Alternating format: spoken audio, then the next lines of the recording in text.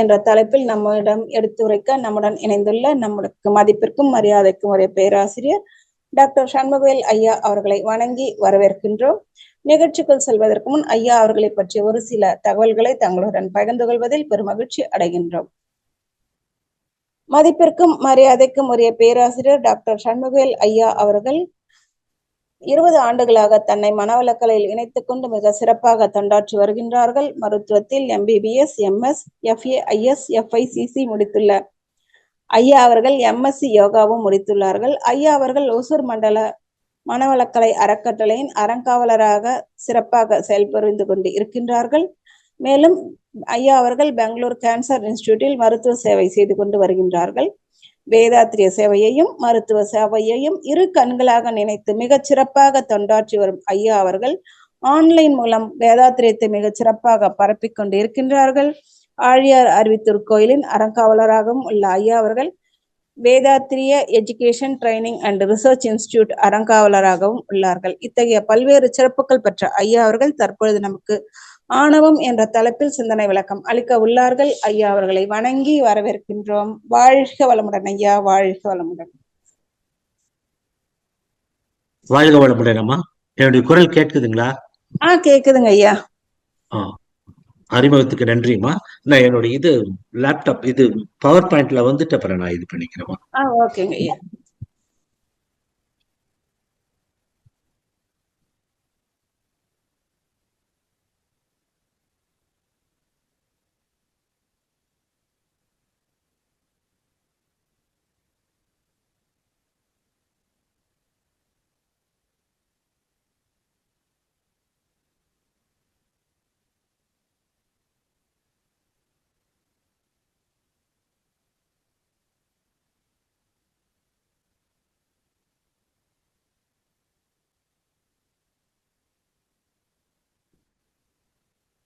ஆமா, வாழ்க வளமுடன். என்னுடைய பிக்சர் தெரியுதுங்களா? ஐயா தெரியுதுங்க ஐயா. சரி, வாழ்க வளமுடன். வாழ்க வளமுடன். நம்ம உரையை தொடங்குவோமா? ஆமாங்க ஐயா, கண்டினியூ பண்ணலாங்க ஐயா. வாழ்க வளமுடன். நம்ம இன்னைக்கு நம்ம உரையை தொடங்குறதுக்கு முன்னாடி நம்ம அம்மா சொன்ன அந்த தன்முனைப்பு அப்படிங்கிறது நம்ம வேதாத்திரி மகரிஷி என்ன கூறினாரோ அதை தான் கூறுகிறேன். ஆனால் தன்முனைப்புக்குன்னு ஒரு அகத்தாய்வு நம்ம மகரிஷி கொடுக்கல. மற்ற எல்லாத்துக்கும் கொடுத்திருந்தாரு, தன்முனைப்புக்குன்னு தனியா ஒண்ணு கொடுக்கல. எல்லா இடத்துலயும் தன்முனைப்புக்குன்னு ஒரு அகத்தாய்வு சொல்லியிருப்பாரு. நான் கொஞ்சம் பிரித்து நாம் தன்முனைப்பை விட வேண்டும் என்றால் எவ்வாறு வாழ்ந்தால் தன்முனைப்பு நம்மை விட்டும் அகலும் அப்படிங்கிறத நான் இன்னைக்கு பேச போறேன். முதல்ல இந்த படத்தை பார்த்தீங்கன்னா தெரியும். அதுல ஜீசஸ் இருக்காரு, கிருஷ்ணா இருக்காங்க, நபிகள் தான் இல்ல. அந்த படம் கிடைக்கல. இவங்கெல்லாம் மனிதர்கள், மனித உருவில் வந்த தெய்வங்கள்னு வச்சுக்கலாம். அப்ப நம்மெல்லாம் யாரு? நாமும் மனித உருவில் வந்த தெய்வங்கள் தான். இவங்க அந்த அவர்களுக்குள் இருக்கும் தெய்வத்தை உணர்ந்து மனித தெய்வமாக மாறினார்கள். நாம் இந்த ஆணவத்தை அழிக்கும் பொழுது நாமும் அந்த தெய்வீகத்தன்மையை அடைய முடியும். அவ்வளவு உன்னதமான ஒரு செயல் இருக்கும் பொழுது அந்த ஆணவத்தை அழிக்கிறது எப்படிங்கிறதா நான் இன்னைக்கு முக்கியமா பார்க்க போறேன். வாழ்க வளமுடன். ரைட். அது ஆணவம்ங்கிறது ஒரு பலூன் மாதிரி தான். ஒரு சின்ன ஒரு பிரேக் ஆச்சுன்னா நம்ம மனசு அப்படியே மாறிடும். அது ஒன்றும் பெரிய விஷயம் இல்லை. அதனால ஒரு பலூனை ஊசி போட்டு உடைக்கிற மாதிரி தான். விஷயம் புரிஞ்சு அந்த விழிப்புணர்வு வந்ததுன்னா பலூன் வெடிச்சிரும். ஆனா ஆணவம் தான் அவங்க முதலே சொன்னாங்க, நம்ம குடும்ப நண்பர்கள், உறவினர்கள் எல்லாருமே நமக்கு எதிரி ஆயிடுவாங்கன்னு. அதனால ஆணவம் என்பது நமக்கு அது ஒரு எதிரிங்கிறத உணரணும். அதனாலதான் அந்த ஆணவத்தை நம் அறிவால் எப்படி நகர்த்த வேண்டும், அந்த கில்ங்கிறத நான் யூஸ் பண்ண விரும்பலை, ஆணவத்தை எப்படி களைய வேண்டும் என்று பார்க்கலாம். நம் இதுல என்ன சொல்லியிருக்காங்கன்னா, ஆணவம்னா தன்முனைப்பு. நான் ஏன் தன்முனைப்புங்கிற வார்த்தையை உபயோகப்படுத்தலைன்னா, தன்முனைப்புனா நம்ம மூளையில அவ்வளவு இதா பதியறதில்ல. ஆணவம் அப்படின்னா அப்படியே தெரிஞ்சிருது என்ன விஷயம், அப்படியே அது எண்ண அலைகளா விரிகிறது. அதனாலதான் ஆணவம் என்கிற வார்த்தையை உபயோகப்படுத்தினேன். அதுக்கு மற்ற வார்த்தைகள் என்னன்னா அகந்தை, செருக்கு, தட்மறை, தற்பெருமை, எதிர்மறை பண்புகள், இது எல்லாமே ஆணவம் அப்படின்னு சொல்லலாம். இந்த ஆணவம் அப்படின்னா அதற்கு எதிர்ப்பதம் எது அப்படின்னு பார்த்தா, ஆணவத்திற்கு எதிர்ப்பதம் நம்முள் இருக்கும் ஆன்மா. அது எப்படி அப்படின்னு நம்ம ஒன்னொன்னா பார்க்கலாம். ஏன்னா ஆன்மா வந்து களங்கங்கள் இல்லாத அந்த ஆன்மா தான் தெய்வீக தன்மை உடையது. களங்கங்களோடு இருப்பதுதான் ஆணவம். இப்ப பார்க்கலாம். அப்போ ஆணவம் அப்படிங்கிறது ஒரு தவறான நம்பிக்கையை கொடுக்கக்கூடியது. ஆனால் நம்மளுடைய ஆன்மாதான் நம்மை நம்முள் இருக்கும் அந்த தெய்வ உணர்வை வெளிப்படுத்துகிறது. அப்ப என்ன அர்த்தம்? எங்கு ஆணவம் அழிகிறதோ அங்கு தெய்வீகத்தன்மை வெளிப்படுகிறது. சிம்பிள். நம்ம வேற எந்த தவமும் செய்ய வேண்டாம். நம்ம ஆணவத்தை விட்டு அந்த மக்களுக்கு கடமையை செய்யும் அந்த ஞான வாழ்க்கை வாழ்ந்தாலே நமக்கு அந்த தெய்வீகத்தன்மை கிட்டுங்கிறது தான் முக்கியம். இப்போ நம்ம கிட்ட ஆணவம் இருக்கா அப்படின்னு எப்படி கண்டுபிடிக்கிறது? இப்ப என்னை கேட்டா நான் என்ன சொல்லுவேன்? எனக்கெல்லாம் ஆணவமே கிடையாது, நான்லாம் ரொம்ப நல்ல மனுஷன் அப்படின்னு சொல்லுவேன்.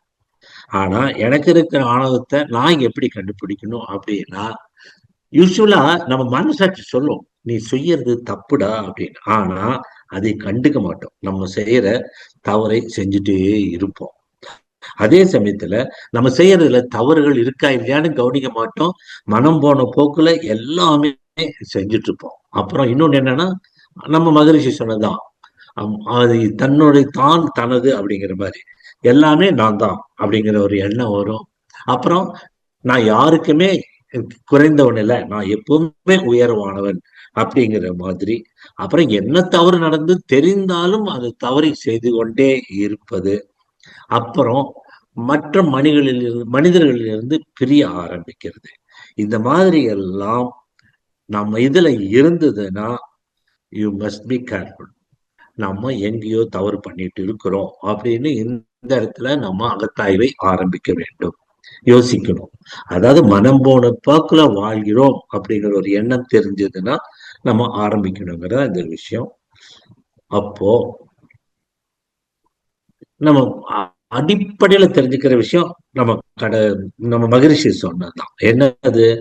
எல்லாத்திற்கும் மூலம் காரணம் அந்த இறை சக்தி. அதை நாம் பிரம்மம் என்று சொல்கிறோம். அந்த பிரம்மம் தான் எல்லாமாக வந்து நாமாகவும் இருக்கிறோம். அதே தெய்வீக தன்மை தான் நம்முள் இருக்கிறது அப்படிங்கிறது தான் நிதர்சனம், உண்மை. அப்போ என்ன ஆச்சு? நமக்கு வழி வழியா வந்த இந்த விளங்கின தன்மைகள் நமக்கு இங்க கருவழியாக வந்து விட்டது. அது வந்து சஞ்சித கர்மா. அதே சமயத்துல நாம இதுவரைக்கும் வாழ்ந்த இதெல்லாம் வந்து பிரார்த்த கர்மா அப்படிங்கிறது நமக்கு தெரியும். ஆனா இனிமேல் தான் நம்ம ஆணவத்தை ஒழிக்கணும் அப்படின்னா அந்த நுண்மான் நுழை புலத்தோடு இருக்க வேண்டும். நம்ம மகரிஷி அழகா சொல்லி கொடுத்திருக்காரு. அந்த விழிப்புணர்வு என்றால் என்ன, அதுல நுண்மான் நுழைமுலம் என்றால் என்ன, தேவை, பழக்கம், சூழ்நிலைகளை புரிந்து நம்ம கடந்த கால அனுபவத்தை வைத்து நிகழ்கால நினைவுகளை மனதில் கொண்டு எதிர்காலத்தில் விளையும் விளைவை சரியான முறையில் எல்லோருக்கும் நன்மை பயக்கும் வகையில் கணிப்பதுதான் நுண்மான் நுழைப்புலம். அது மகரிஷி நமக்கு அழகா சொல்லி கொடுத்திருக்காரு. அதனால அந்த விழிப்புணர்வோடு இருந்தால் நமக்கு எதிர்காலத்தில் வருகின்ற அந்த ஆகாமிய கர்மா வராமல் தடுக்க முடியும்.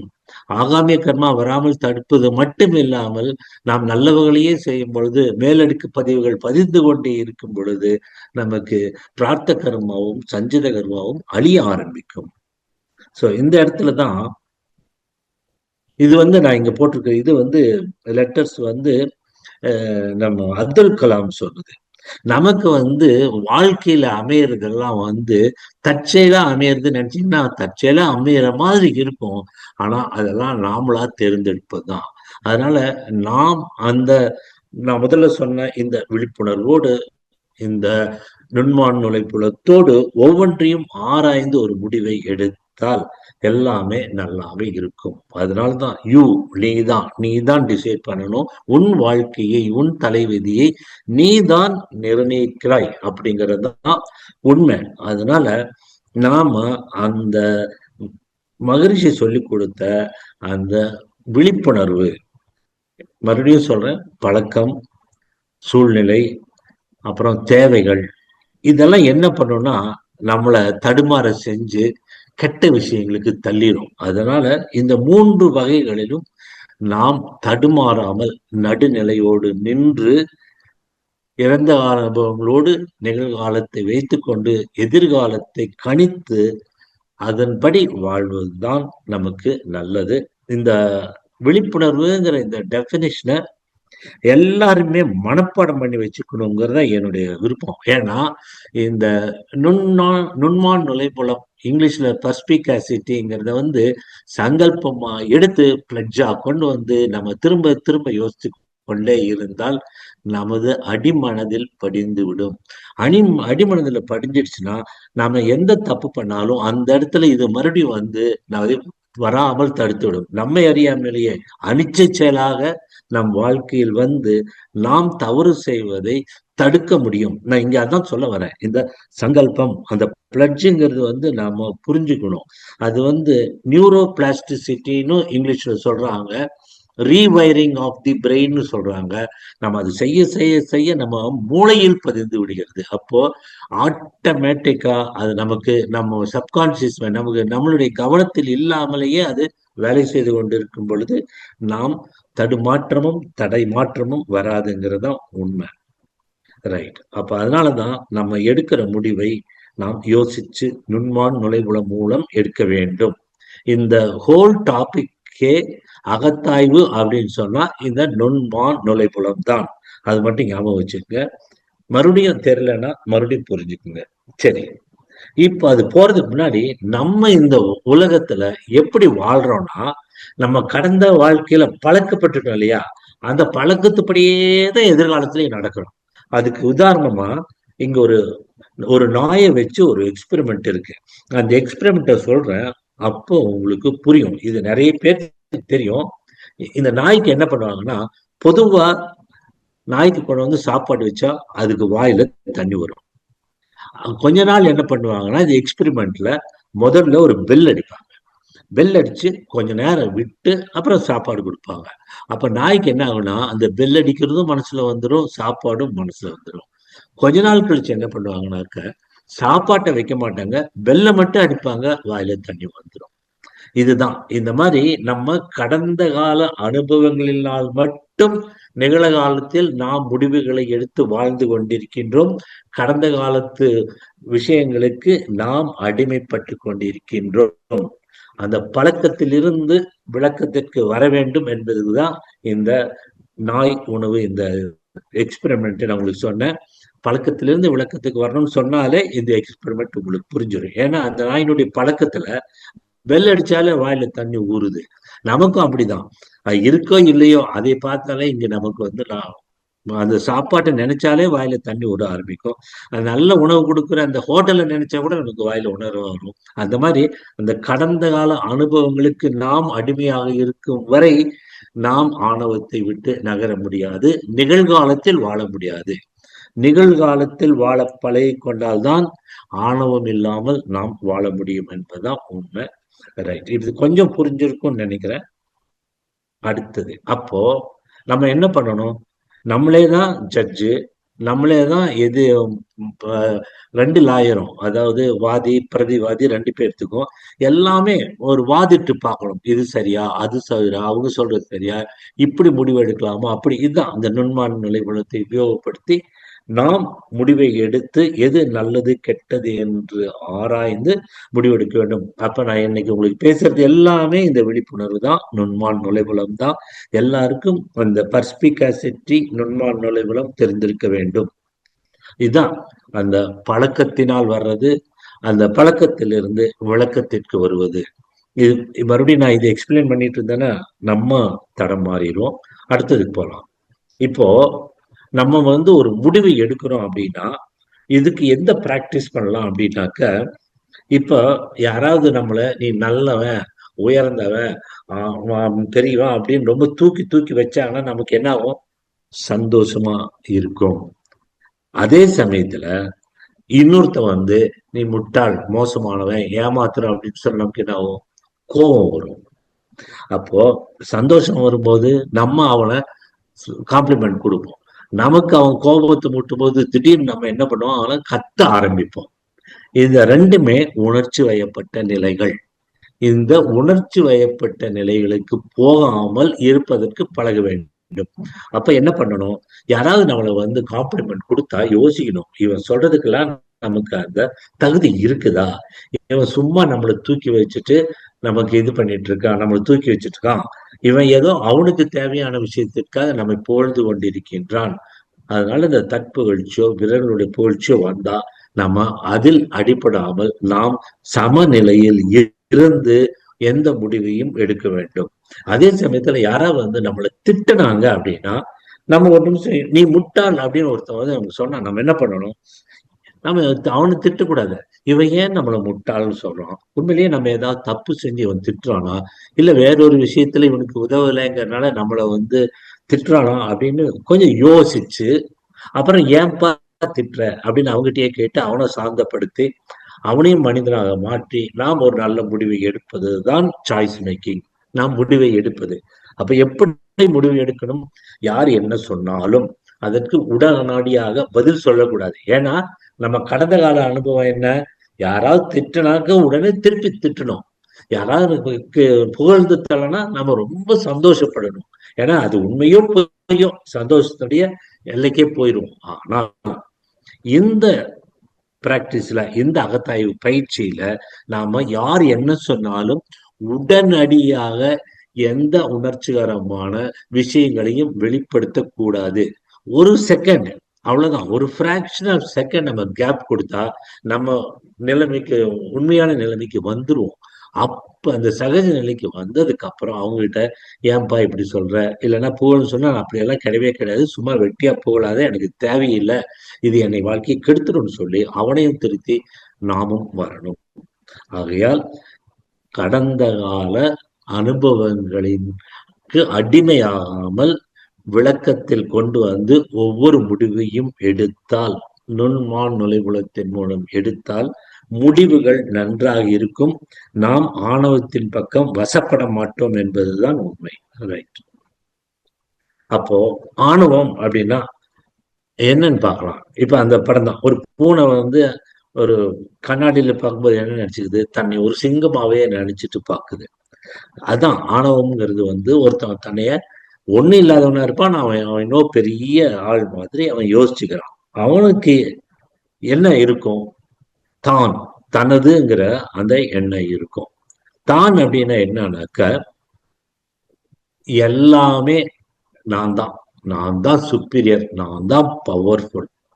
அடுத்தது வந்து தனது அப்படிங்கிறது என்னன்னாக்க எல்லாரும் எனக்கு சொந்தம், எல்லாருடைய சொத்துக்களும் எனக்கு சொந்தம், எல்லா பொருட்களும் எனக்கு சொந்தம். அதான் தான், தனது. அந்த தான் தனது தான் ஆணவத்தினுடைய ஒரு விளக்கம். சரியா பிரிச்சு சொன்னா அந்த தான் தனது விட்டு ஒழித்து நாம் எப்படி வர வேண்டும்? ஏன்னா தான் தனது இருக்கும்போது இந்த 6 கெட்ட குணங்களும் நமக்கு வருங்கிறது நம்ம எல்லாருமே படிச்சிருக்கீங்க. அது நான் தனியா வந்து உங்களுக்கு இது எக்ஸ்பிளைன் பண்ண வேண்டியதில்லை. அதே சமயத்துல இப்போ காலையில அவங்க மகரிஷினுடைய பாடலை சொல்லும் போது இதைதான் சொன்னாங்க. தான் அந்த தன் முனைப்பில் இருக்கும் ஒருவனுக்கு இந்த அனைத்து கெட்ட குணங்களும் வந்து அப்புறம் என்ன ஆகும்? இந்த பஞ்சமா பாதகங்களையும் அவர்கள் செய்ய ஆரம்பிப்பார்கள். ஆகையால இந்த பாதகங்களில் போகாமல் இருக்க வேண்டும். இந்த அளவுக்கு நம்ம யாரும் போறதில்லை. ஆனாலும் நம்ம ஒரு அளவுக்கு நடுநிலையாக இருந்தாலும் இன்னும் நம்மை சுத்தப்படுத்தி கொண்டால் நாம் அந்த இறைத்தன்மையை அடைவதற்கு உரியவர்களாக ஆகிறோம். இறைத்தன்மையை அடையணுமோ இல்லையோ, அட்லீஸ்ட் அதுக்கு உரியவர்களாகவாவது ஆகலாம். அப்புறம் பார்த்துக்கலாம். ரைட். அப்போ இங்க பாருங்க, ஆணவம் அப்படின்னா அந்த ஆணவத்துல இருக்கிறவன் என்ன நினைப்பான்னா, மற்றவங்க எல்லாம் வந்து என்ன சொல்றவன அப்பா நீதான் பெரிய ஆள், நீதான் பெரிய ஆள்னு சொன்னாதான் அவனுக்கு சந்தோஷமா இருக்கும். அப்போ நீதான் பெரிய ஆள் அப்படின்னு சொல்லும் போது அவன் என்ன நினைப்பான்னா, நிறைய பேர்த்த கண்ட்ரோல் பண்ணி அவனுடைய கட்டுக்குள் கொண்டு வந்தாதான் அவனை நீயே வாழ்க, நீயே வாழ்க, நீயே பெரிய ஆள்னு துதிப்பாடுவான். அந்த மாதிரி மற்றவங்களை கண்ட்ரோல் பண்ணணும் அப்படின்னு அவன் நினைச்சான்னு என்ன பண்ணுவான், அவனுக்கு அதிக பலம் வேணும். தனக்கு இருக்கிற பலம் இல்லாமல் அதிக பலம் வேணும். என்ன அதிக பலம்? அதிகார பலம் அல்லது பண பலம். இந்த அதிகார பலம்ங்கிறது எந்த இடத்துல இருக்கின்றது அப்படின்னாக்க, ஒண்ணு அரசியலில் இருக்கிறது, இன்னொன்னு நான் சொன்னா நீங்க நம்ப மாட்டீங்க, மதங்களில் இருக்கிறது. மதங்கள்ல தான் தான் அதாவது ஒரு மத தலைவர் அப்படின்னு அவனே சொல்லிக்குவான். தன்னுடைய மதம் தான் பெரிய ஆள்னு சொல்லிக்குவான். அப்ப என்ன ஆகுதுன்னா, அவனை சுற்றி ஒரு கூட்டம் ஓடிட்டு இருக்கும். அது அவனுக்கு சந்தோஷமா இருக்கும். அந்த கூட்டங்கள் வர வர அது அவனுக்கு என்னென்னலாம் வேற பக்கம் கண்ட்ரோல் பண்ணி அவங்கள தன்னைய பெரிய மனுஷனா சொல்ல முடியுமோ அந்த அளவுக்கு சொல்ல வைப்பாங்க. இதுதான் ஆணவம் என்பது. அப்ப என்ன அர்த்தம்? தன்னைய பெரியவன்னு சொல்லணும். அந்த பெரியவன் சொல்றதுக்கு அவன் அவங்கள கண்ட்ரோல் பண்ணுவான். கண்ட்ரோல் பண்ணுவதற்கு அவனுக்கு அதிகார பலமும் பண பலமும் தேவைப்படுகிறது. இதுதான் ஆணவம் உள்ள ஒருவனிடம் இருக்கும் குணங்கள். அப்போ ஆணவம் இல்லாமல் பணிவோடு அந்த தெய்வீக தன்மையோடு இருப்பவன் எப்படி இருப்பான்னா, இவன் எப்படி இருப்பான்னா, இப்ப யாராவது இப்ப நான் சொன்னேன் இல்லையா, திட்டினாக்க நம்ம உடனே உணர்ச்சி வசப்பட்டு திட்டக்கூடாதுன்னு. அந்த மாதிரி இவன் மத்தவங்க யாராவது திட்டினா அவன் கண்டுக்க மாட்டான். புகழ்ந்தாலும் சரி, இகழ்ந்தாலும் சரி, நான் தான் அப்படின்னு அவன் எப்பவுமே நடுநிலை மேல் இருப்பான். அவனை எதிர்த்து ஏதாவது ஒரு சேலஞ்சஸ் வருது, அவனை எதிர்பார்க்கக்கூடிய சூழ்நிலையில் வந்தாலும் தைரியமாக எதிர்பார்ப்பாங்க. ஏன்னா மடியில கனம் இல்லை, அதனால அவங்களுக்கு ஒண்ணும் ஆகாது. அதே சமயத்துல அந்த ஆணவம் இருக்கிறவங்க எப்படி தான் தான் சுப்பீரியர் நினைக்கிறாங்களோ, இவங்க எப்படி நினைப்பாங்க அப்படின்னா, நான் யாருக்கும் மேலேயும் இல்லை, நான் யாருக்கும் கீழே இல்லை. ஏனென்றால் எல்லாருமே மனிதர்கள், எல்லாருமே இறைவனால் படைக்கப்பட்டவர்கள், எல்லாருமே இறைவனால் நடத்தி கொண்டிருப்பவர்கள். ஆகையால் நானும் அவர்களும் சமம் என்றுதான் நினைப்பார்கள். அந்த இதுதான் நான் இங்க பக்கத்துல எழுதியிருக்கிறேன், செல்ஃப் அவேர்னஸ். அதான் அந்த விழிப்புணர்வு இருக்கணும், வெளிப்படையாக இருக்கணும். நாம் செய்யும் எந்த ஒரு விஷயங்களும் வெளிப்படைத்தன்மையதாக உள்ளவிருந்து நாம் பணிவோடு இருந்தால் நமக்கு அந்த ஆணவம் என்பது குறையும். இது ஒரு ஸ்டெப். நான் இன்னும் நிறைய சொல்ல போறேன். ஆணவத்தை குறைப்பதற்கு எப்படிங்கிறதா நான் இன்னைக்கு நம்ம பேசுறது. ஆணவம் நமக்கு தெரியும், குறைக்கிறது எப்படிங்கிறது தான். இது மாதிரி நிறைய புக்குல இருக்கு. ஆணவம்னா அந்த செருக்கு அந்த எல்லாமே இருக்கும். சோல்னா, ஆன்மானா அன்பு, கருணை, பாசம் எல்லாமே நிறைந்தது. இதுதான் ரெண்டுக்குள்ள ஒரு வித்தியாசங்கள். அப்போ ஆணவம்ங்கிறது பயத்திலே இருக்கு. அந்த ஆணவத்தில் இருக்கவனுக்கு எப்பவுமே பயம். ஏன்னா அவன் பொசிஷன் எப்ப வேணாலும் உளுந்துரும். அதனால ஒரு பயத்திலேயே இருப்பான். அதனாலதான் மற்றவங்களை கண்ட்ரோல் பண்ணுவான். அதுக்கு எக்ஸ்ட்ரா பவர் வேணும் அப்படின்னு நினைப்பாங்க. ஆனாக்க நம்ம ஆன்மா அப்படிங்கிறது என்னன்னாக்க, அது அதுக்கு எந்த விதமான பயம் இல்லை. எல்லாத்தையும் நடுநிலையாக ஒப்புக்கொண்டு அது பணிவோடு இறைநிலையோடு வாழ்ந்து கொண்டிருக்கும். அப்போ நம்ம என்ன ஸ்டெப்ஸ் எடுக்கலாம் டு வானவம் இல்லாமல் வாழ்வதற்கு? என்ன ஸ்டெப்ஸ் ஏதாவது இருக்கா அப்படின்னு பார்த்தா, நான் எனக்கு தெரிஞ்சேன்னா இல்லை, நான் ஒரு சில புத்தகங்களில் படித்ததை நான் உங்களுக்கு சொல்லித்தரேன். அதாவது நமக்கு வேண்டியது எதுவுமே வெளியில் இல்லை, எல்லாமே நம்ம கிட்டதான் இருக்கு. நன்மையும் நம்ம கிட்டதான் இருக்கு, கெட்டதும் நம்ம கிட்டதான் இருக்கு. அது நாம எப்படி வாழ்றோமோ அதை பொறுத்துதான் நம்மளுடைய வாழ்க்கை. ஆகையால் ஆணவத்தை போக்க வேண்டும் என்றால் நாம் நம்மைத்தான் மாற்றிக்கொள்ள வேண்டும், வேற யாரையும் மாற்ற முடியாது. அதனால் நாம் நம்மை மாற்றிக்கொள்ள வேண்டும் என்றால் என்ன பண்ணணும்? அதாவது இதை நான் 3 பிரிச்சிருக்கிறேன். எப்படி அப்படின்னா, நம்ம ஏதாவது ஒன்றை மற்றவங்களுக்கு கொடுத்துட்டே இருக்கணும். நம்ம மறுபடியும் எக்ஸ்பிளைன் பண்றேன். அப்புறம் நம்ம வாழ்க்கையில ஒரு பிரச்சனை இல்லாமல் இருக்கணும்னா, ஒரு சவால்களை சந்தித்தால் அதை எப்படி எதிர்கொண்டு எப்படி பிரச்சனை இல்லாமல் வாழ்வதுங்கிறது 2வது நான் சொல்லியிருக்கேன். அப்புறம் 3வது தர்மத்தின் பால் வாழ வேண்டும்னா, எல்லாம் தர்மப்படி இருக்குன்னு சொல்றாங்க. நம்ம மகரிஷி ஒண்ணு சொல்லி கொடுத்திருக்காரு. அற வாழ்க்கை வந்து தர்ம வாழ்க்கை. ஒழுக்கம், கடமை, ஈகை. அது இல்லாமல் இதுல இன்னும் ஒரு 2, 3 பாயிண்ட் எக்ஸ்ட்ரா வருகிறது. அந்த தர்மத்தின்படி நம்ம அற வாழ்க்கை வாழ்ந்தாலே நமக்கு ஆணவம் அழிந்துவிடும். அதோடு நான் இங்க சொல்லியிருக்கிற இந்த பாயிண்ட்டுகளையும் சேர்ந்து நம்ம வாழும் பொழுது நமது மனது கெட்டிப்படும், தெய்வீகத்தன்மையை அடைய முடியும். அப்போ இந்த ஆர்ட் ஆஃப் கிவிங் அப்படின்னா, அதாவது மற்றவங்களுக்கு சர்வீஸ் பண்றதே ஆர்ட் ஆஃப் கிவிங். நம்ம எங்கெங்கெல்லாம் நம்மளால் நம் உடல் பலத்தால் அல்லது நம்மளுடைய பண பலத்தால் யாருக்கெல்லாம் உதவி செய்கின்றோமோ அதுதான் service. Yes, I will do தட்னா அந்த சங்கல்பம் எடுக்கணும். அப்புறம் மற்றவங்க யாருக்காவது நமக்கு கொடுத்தால் அது திணைத்துணை அளவு இருந்தாலும் பனை அளவாக கொள்வர் பெரியோர் அப்படின்னு சொல்லுவாங்க.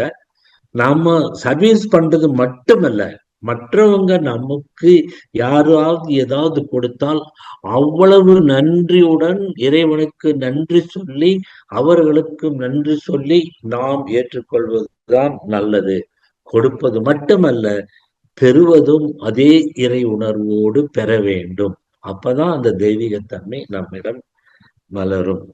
அதே சமயத்துல வெளியிருந்து வருவதை நாம் ஒத்துக்கொள்ள, மற்றவங்களுக்கு தான் கொடுப்பேன், நான் பெற்றுக்கொள்ள மாட்டேன்னு இல்லை. ஏன்னா சமுதாயத்திலிருந்து நமக்கு நாம் வேணுமோ வேண்டாமோ நிறைய வந்து கொண்டிருக்கின்றது. அதை நாம் பெற்றுக்கொள்ள வேண்டும். பெற்றுக்கொள்வது எவ்வாறு என்று நான் கூறியுள்ளேன். இதுதான். அப்ப கிவிங் அப்படின்னு ஒண்ணு இருக்கு, ரிசீவிங் ஒண்ணு இருக்கு, நம்ம செய்யறதுன்னு ஒண்ணு இருக்கு, மத்தவங்க செய்யறதுன்னு ஒண்ணு இருக்கு. இத்தனையும் சேர்ந்ததுதான் கொடுப்பது அப்படிங்கிறது. அது இன்னும் கொஞ்சம் விரிவா பார்த்தா உதாரணம் பார்க்கலாங்க. நம்ம லங்ஸ் வந்து, நுரையீரல் வந்து எப்பவும் கார்பன் டை ஆக்சைடு வெளியே கொடுத்துட்டே இருக்கு. நல்லதா கெட்டதானா, நமக்கு வந்து கார்பன் டை ஆக்சைடு தீங்கு. ஆனா மரத்துக்கு வந்து அது உணவை செய்வதற்கு கார்பன் டை ஆக்சைடு மிகவும் தேவை. அந்த மாதிரி உயிரினங்களிலிருந்தெல்லாம் அந்த கார்பன் டை ஆக்சைடு வந்தால்தான் தாவரங்கள் அவர்களுடைய உணவை செய்ய முடியும். ஆகையால் முடிந்த அளவுக்கு நம்ம கிட்ட இருந்து ஏதாவது கொடுத்து கொண்டே இருக்க வேண்டும். அது கொடுக்கும்போது என்ன ஆகுது, நம்ம கொடுத்த கார்பன் டை ஆக்சைடு மரத்திற்கு போய் அது உணவுப் பொருளாக மாறி மீண்டும் அது நமக்கு வருகிறது. இங்க நாம தெரிஞ்சுக்க வேண்டியது, இந்த உலகமே நாம் எதை கொடுக்கிறோமோ அதான் கர்மா, அதுதான் நமக்கு திரும்பி வரும் அப்படிங்கிறதுல இதுவும் ஒண்ணு.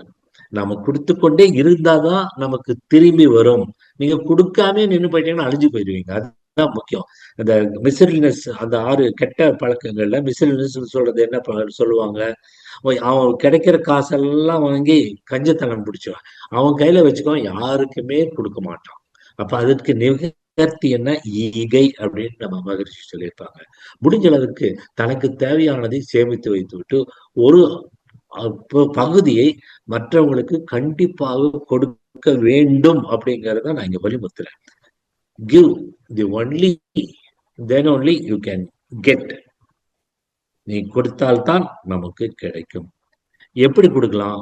ஒருத்தருக்கு பரிசா கொடுக்கலாம், ஒருத்தரை நாம் கேரிங்கா பார்த்துக்கலாம், ஒருத்தருக்கு நாம் கவனிப்பு கொடுக்கலாம், அன்போடு பார்க்கலாம், அவங்களை அப்ரிஷியேட் பண்ணலாம்.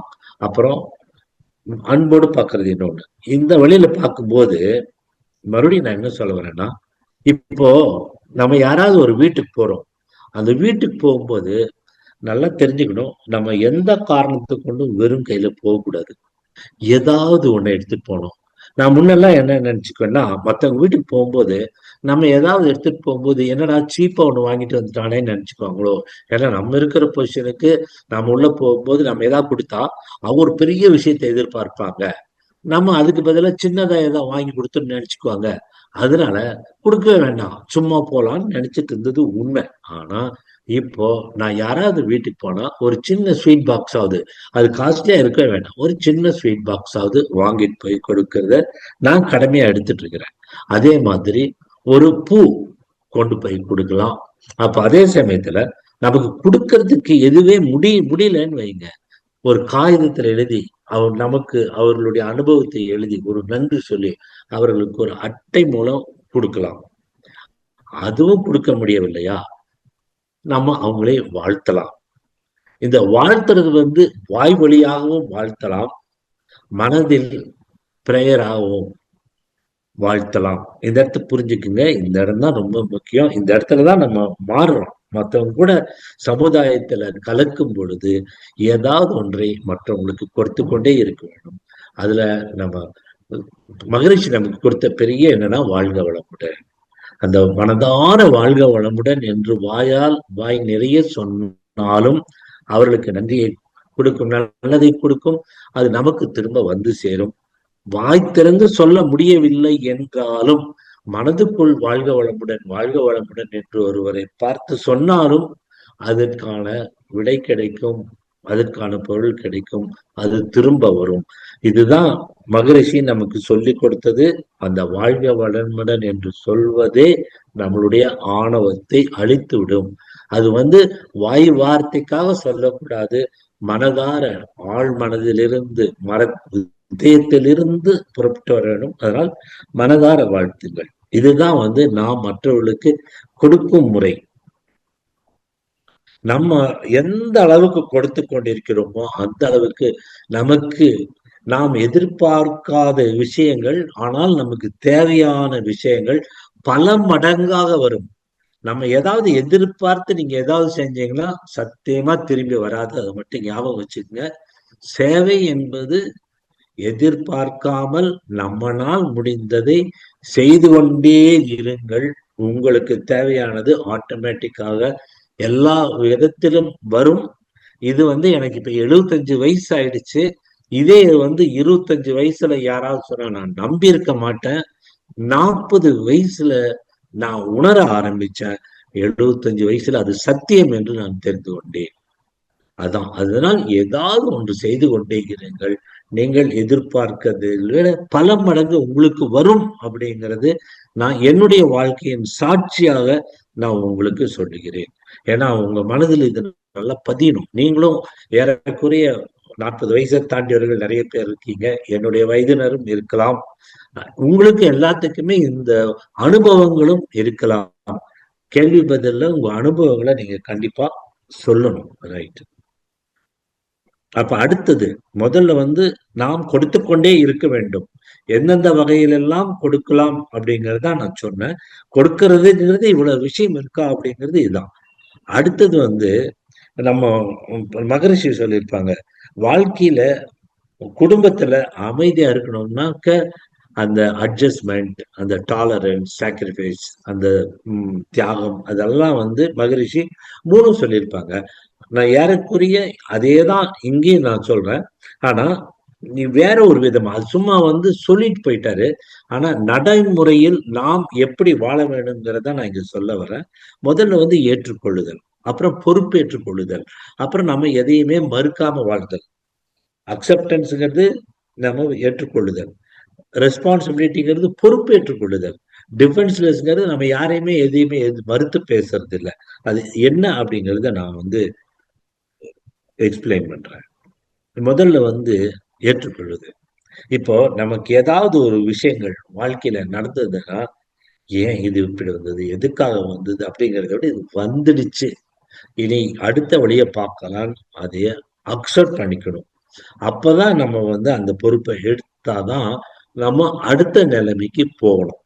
ஏன்னாக்க எல்லா விஷயங்களிலுமே, எல்லா சிக்கல்களிலுமே ஒரு நல்ல விஷயங்கள் இருக்கும். ஆகையால ஒரு சிக்கல் வந்ததுன்னா முதல்ல என்னடா ஏன் வந்தது என்னன்னு வாங்கிட்டு, ஐயோ வந்துடுச்சேன்னு அழுகக்கூடாது, நிலை குலைந்து போக கூடாது.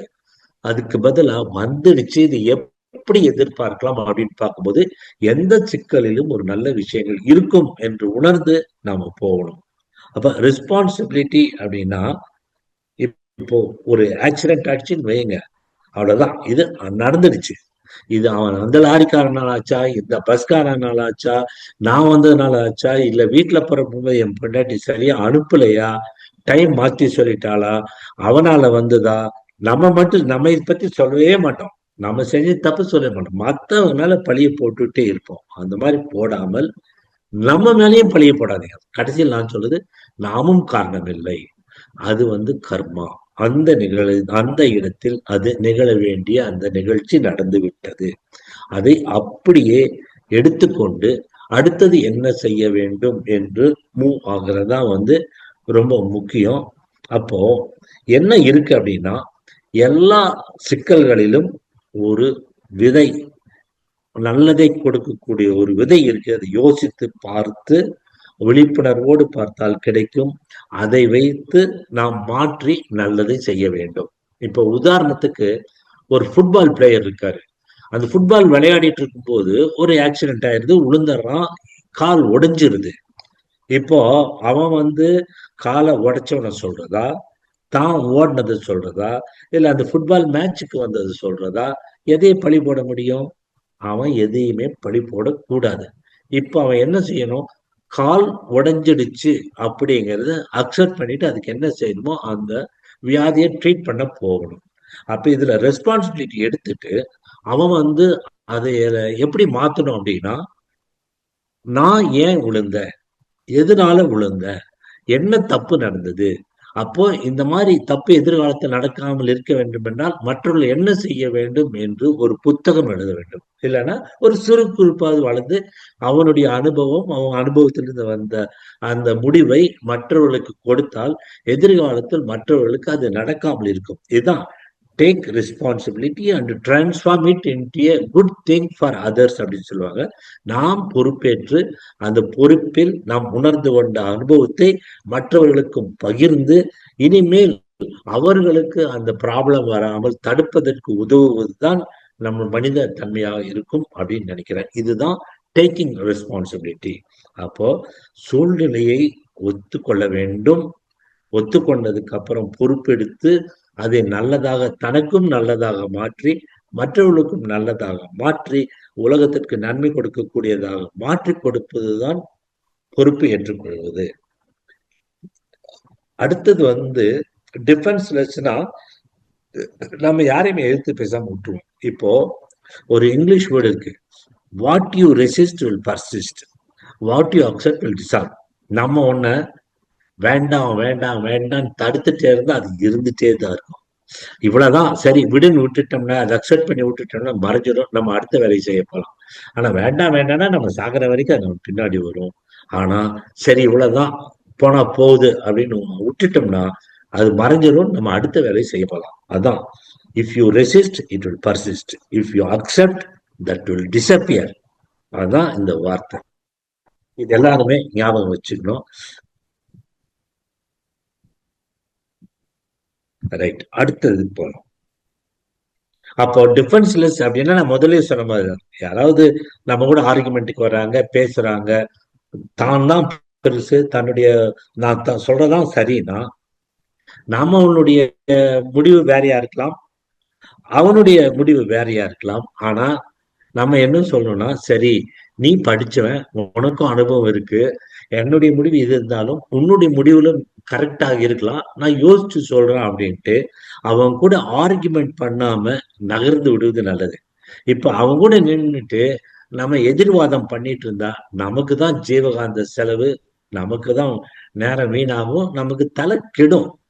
அது விட்டு போட்டு சரிப்பா நீ சொல்றத நான் யோசிச்சு பாக்குறேன், என்னோடது தப்போ ரைட்டோ அது பரவாயில்ல அப்படின்னு சொல்லி நகர்ந்து விட்டால் நம்மளுடைய சக்தியும் மிச்சம், நேரமும் மிச்சம், மன அமைதியும் மிச்சம் ஆகுங்கிறது தான் முக்கியம். அதான் டிஃபென்ஸ்லெஸ். அப்போ நீங்க அவங்க சொல்றதை அக்செப்ட் பண்ணும்போது அவனுக்கு உங்க மேல ஒரு நம்பிக்கை வரும். அடடே நான் சொன்னதை ஒத்துக்கிறான் அப்படிங்கிறப்ப அவன் நல்ல எண்ணம் வரும். ஒரு பர்டிகுலர் டைம் வரும்போது அவன் சொன்னது ரைட்டா இருந்தா நமக்கு ரைட்டுன்னு தெரிஞ்சிடும், விட்டுருவோம். தப்பா இருந்தா ஒரு பதமான முறையில் அவனுக்கு எக்ஸ்பிளைன் பண்ணி அவனை மாற்றலாம். அதுக்கு காலம் எடுத்துக்கொள்ள வேண்டும். ஆனா இடையிலேயே எதிர்வாதம் செய்யக்கூடாது. இந்த மாதிரி நம்ம செய்யும் பொழுது அந்த ஆணவத்தை விட்டு அந்த தெய்வீக மனிதனாக நாம் மாற ஆரம்பிக்கிறோம். இதையே நாம் தொடர்ந்து தொடர்ந்து செய்யும் பொழுது மற்றவர்களுக்கு நம்மை பார்த்தால் அந்த முகவசியம் ஜெகவசியம் வருங்கிறாங்கல்ல, அந்த கண்ணாடி பயிற்சியோ தேவ பயிற்சியோ இல்லாமல் இந்த பயிற்சியிலேயே நமக்கு அந்த வசியம் வரும் என்பது உண்மை. ஆகையால் இப்போ மூணாவது தர்மா. தர்மம் அப்படிங்கிறது என்ன சொன்னாக்க அற வாழ்க்கை. மகரிஷி சொல்லியிருந்தாங்க, அந்த அற வாழ்க்கை வாழ்வது எப்படி அப்படின்னு சொல்லியிருந்தாங்க. இப்ப ஒரு வேலை செஞ்சா அதை ஆசையோட செய்யறது தான் முக்கியம். உதாரணமா, ஒருத்தன் நல்லா பணம் சம்பாதிச்சுட்டான், எல்லாமே இருக்கு, அவன் சும்மா இருக்கலாமா அப்படின்னு கேள்வி கேட்டா அவன் தான் சும்மா இருக்கக்கூடாது. ஏன்னா அவன் அவனுக்கு அனுபவங்கள் நிறைய இருக்கும். அந்த அனுபவத்தை மற்றவர்களுக்கு சொல்லிக் கொடுத்து மற்றவர்களுக்கு மேலே கொண்டு வருவதுதான் தர்மம். அதுதான் அவனுக்கு ஆன்ம திருப்தியை அளிக்கும். அதனால அந்த பேஷன் அப்படிங்கிறது என்னன்னாக்க, நமக்கு தெரிஞ்ச விஷயங்களை நம்ம இதோட மூடி மறைக்காமல், ரகசியமாக வைக்காமல், ஏன்னா நம்ம தான் சம்பாதிச்சிட்டோம், எல்லாம் வாழ்க்கை செட்டில் ஆயிடுச்சு, இனி அந்த அனுபவத்தை ஏன் நாம மூடி மறைக்கணும்? மூடி மறைக்கிறது இல்லை, சொல்லிக் கொடுக்கணும், போய் உதவி செய்யணும், தூக்கி விடணும் அப்படிங்கறதுதான் தர்மம். நான் இப்பதான் போன வாரம் தான் ஒரு இது படிச்சேன். இது சரவண பவன் ஹோட்டல்ங்கிறது சென்னையில இருக்கு. அதே மாதிரி சங்கீதா ஹோட்டல் சென்னையில இருக்கு. சரவணபவன் அந்த ஹோட்டல் இப்பவும் மிகவும் பிரபலமா இருக்கு. அதனுடைய முதலாளி அவர் என்ன பண்ணாருனாக்க, சங்கீதா ஹோட்டல், அது வேற, நம்ம பெங்களூரை சேர்ந்தவங்க, அவங்களுடைய ஹோட்டல் அது ஏதோ ஒரு சில காரணங்களுக்காக அது சரியா இது பண்ணாம அது அழிய ஆரம்பிச்சிடுச்சு. அப்ப இவர் என்ன பண்ணாரு அப்படின்னா, இவர்களுடைய ஆட்களை அனுப்பிச்சு அவங்களுக்கு உதவி செய்து அந்த சங்கீதா ஹோட்டல் மிகவும் நல்ல நிலைமைக்கு வர்றதுக்கு உதவினார். இந்த விஷயத்த சங்கீதா ஹோட்டல்ல எழுதி அங்க ஃப்ரேம் பண்ணி உள்ள மாட்டியிருக்காங்க. இப்ப போனாலும் பார்க்கலாம். அதுதான் அவருடைய அனுபவத்தை, அதாவது அவருடைய இது நடந்துட்டு இருக்குது. அப்போ அவருடைய அனுபவத்தை அவங்களுக்கு சொன்னாக்க அவங்க மேல வந்துட்டா இவங்களது விழும் நிலைக்காமல், தன்னுடைய தன்மேல் இருக்க நம்பிக்கையை வைத்துக்கொண்டு தான் எந்த சமயத்திலும் விழமாட்டோம், அதே சமயத்தில் அவர்களுக்கும் உதவி செய்வோம் என்று உதவி செஞ்சாங்க பாருங்க. அதுதான் தர்மம். அடுத்தது இது மெயினா ஏதாவது ஒரு வேலை செய்யும்போது, இப்போ மன்றத்திலேயே நம்ம ஏதாவது ஒரு வேலை கொடுத்தாக்க, நான் இந்த வேலை செஞ்சா நீங்க ஏதாவது எனக்கு காசு தருவீங்களா அப்படின்னு கேட்கறதே இருக்கு. ஃப்ரீயா செய்யறவங்களும் இருக்காங்க. அந்த மாதிரி யாராவது கூப்பிட்டு எங்க மன்றத்துக்கு வாங்க, நாங்க தவம் செய்து கொடுக்குறோம் அப்படின்னு சொல்லி கொடுக்குறோம்னா, அங்க எனக்கு என்ன கிடைக்கும்? ஒன்றும் கிடைக்காது. டைம் தான் வேஸ்ட் அப்படின்னு சொல்லுவாங்க. அதே சமயத்துல அவங்களுக்கு வாங்க ஒரு புடவை தரோம்னா 5 மணி நேரம் 6 மணி நேரமா இருந்தாலும் உட்கார்ந்து கேட்டுட்டு போவாங்க. அந்த மாதிரி ஒருத்தருக்கும் அதுல ஏதாவது கிடைச்சாதான் வருவாங்களே தவிர, அந்த சுயநலத்தோட தான் வருவாங்களே தவிர வேற எந்த விதத்திலும் வரமாட்டார்கள். அதுக்குதான் what is in it for me, அதில் என்ன இருக்கிறது எனக்கு அப்படின்னு யார் கேட்கிறாங்களோ அவர்கள் ஆணவம் மிக்கவர்கள். அதிலிருந்து நாம் மாறுவது எப்படின்னா, ஹவ் ஐ கேன் ஹெல்ப், நான் என்னால் எப்படி உதவ முடியும், அது எந்த உதவியா இருந்தாலும் சரி. இப்ப நான் சொன்ன மாதிரி சரவணபவன் உதாரணம், அந்த மாதிரி நான் என்னால் எவ்வளவு உதவ, அது சின்னதா இருந்தாலும் சரி பெரியதா இருந்தாலும் சரி, அந்த நான் எனக்கு அதாவது ஹவ் ஐ கேன் ஹெல்ப், என்னால் எப்படி உதவ முடியுங்கிற வார்த்தை தெய்வீக வார்த்தை. அந்த ஒன்றே உங்களை தெய்வீக மனிதனாக மாற்றிவிடும். எனக்கு அந்த முறையில் வாழ்ந்தால் இதில் என்ன கிடைக்கும் என்று வாழாமல், இதில் நான் எவ்வாறு மற்றவர்களுக்கு உதவியாக இருப்பேன், எவ்வாறு உதவுவேன் என்று சொல்லி அந்த முறையில் வாழ்ந்தால் நீங்கள் தான் தெய்வீக மனிதன், ஆணவம் இல்லாத மனிதன். ஆகையால் நான் இவ்வளவு நேரம் சொன்னது எப்படி அந்த தன்முனைப்பை விட்டு அந்த தெய்வீக வாழ்க்கை வாழ முடியும் அப்படிங்கிறதுக்கு சொல்லியிருக்கேன். இது எனக்கே ரொம்ப இதா இருக்கு. எனக்கு ரொம்ப பாடத்தை இதே சொல்லிட்டே இருக்கு. இது 2-3 இடத்துல நான் எடுத்துட்டேன். இது பேச பேச பேச எனக்கே அது நான் மாறுற மாதிரி தோணுது. அப்போ ஹவு கேன் ஐ ஹெல்ப்ங்கிறது நாம் இறைவனை அடையும் வழியாக இருக்கும் ஒரு பாத்தாக இருக்கிறது. அப்ப கன்க்ளூஷன் என்ன அப்படின்னாக்க, கடந்த காலம் அனுபவம், எதிர்காலம் ஒரு கனவு, நிகழ்காலம்தான் உண்மை. ஆகையால் நாம் நிகழ்காலத்தில் வாழ்ந்து பழக்கத்தை விட்டு விளக்கத்தில் வாழ்ந்து நான் சொன்ன இந்த தர்ம முறைகளில் வாழ வேண்டும். அதனாலதான் பிரசன்ட்ங்கிறது கடவுள் நமக்கு கொடுத்த ஒரு பரிசு. அந்த பரிசை எடுத்து நிகழ்காலத்தில் வாழ்வதுதான் நம் எல்லாத்தையும் காமிக்கிறது. நான் நாளைக்கு செய்யறேன், நாளான்னைக்கு செய்யறேன் அப்படின்னு சொல்றதெல்லாம் அது பொய். இன்னைக்கு செய்யணும்னா இன்னைக்கு செய்யணும், நல்லதை செய், இப்பவே செய், இப்பொழுதே செய் அப்படின்னு சொல்லுவாங்க. அதுதான் அது. அப்போ நம்ம கடைசியில தெரிஞ்சுக்க வேண்டியது, நாம் மனிதர்கள் அல்ல, நாம் தெய்வீக பிறவிகள், மனித உருவில் வந்திருக்கும் தெய்வீக பிறவிகள் அப்படின்னு ஒரு மேலை நாட்டு அறிஞர் சொன்னார். அதை நாம் உணர வேண்டும். இந்த மாதிரி வாழ்ந்தால் அந்த நிலையை அடைந்த உண்மையை வெளிக்கொணர முடியும் அப்படின்னு சொல்லி, உங்களுக்கு எந்த கேள்வி இருந்தாலும் கேள்வி பதில் நிகழ்ச்சியில் கேளுங்கள். வாழ்க வளமுடன். தேங்க்யூ. தற்பொழுது ஐயா அவர்கள் நம்முடைய கேள்விகளுக்கு சிறப்பாக பதில் அளிக்க இருக்கின்றார்கள். கேள்வி கேட்க விரும்பும் அன்பர்கள் தங்களுடைய கைபேசியை தாங்களே அன்மியூட் செய்து கொண்டு கேள்விகளை மட்டும் சுருக்கமாக கேட்குமாறு அன்புடன் கேட்டுக்கொள்கிறோம். வாழ்க வளமுடன். முதலாவது அன்பராக செல்விராஜ் அவர்களை அழைக்கின்றோம். செல்விராஜ், வாழ்க வளமுடன். உங்களுக்கு அன்மியூட் கொடுத்திருக்கோம். செல்விராஜ், வாழ்க வளமுடன்.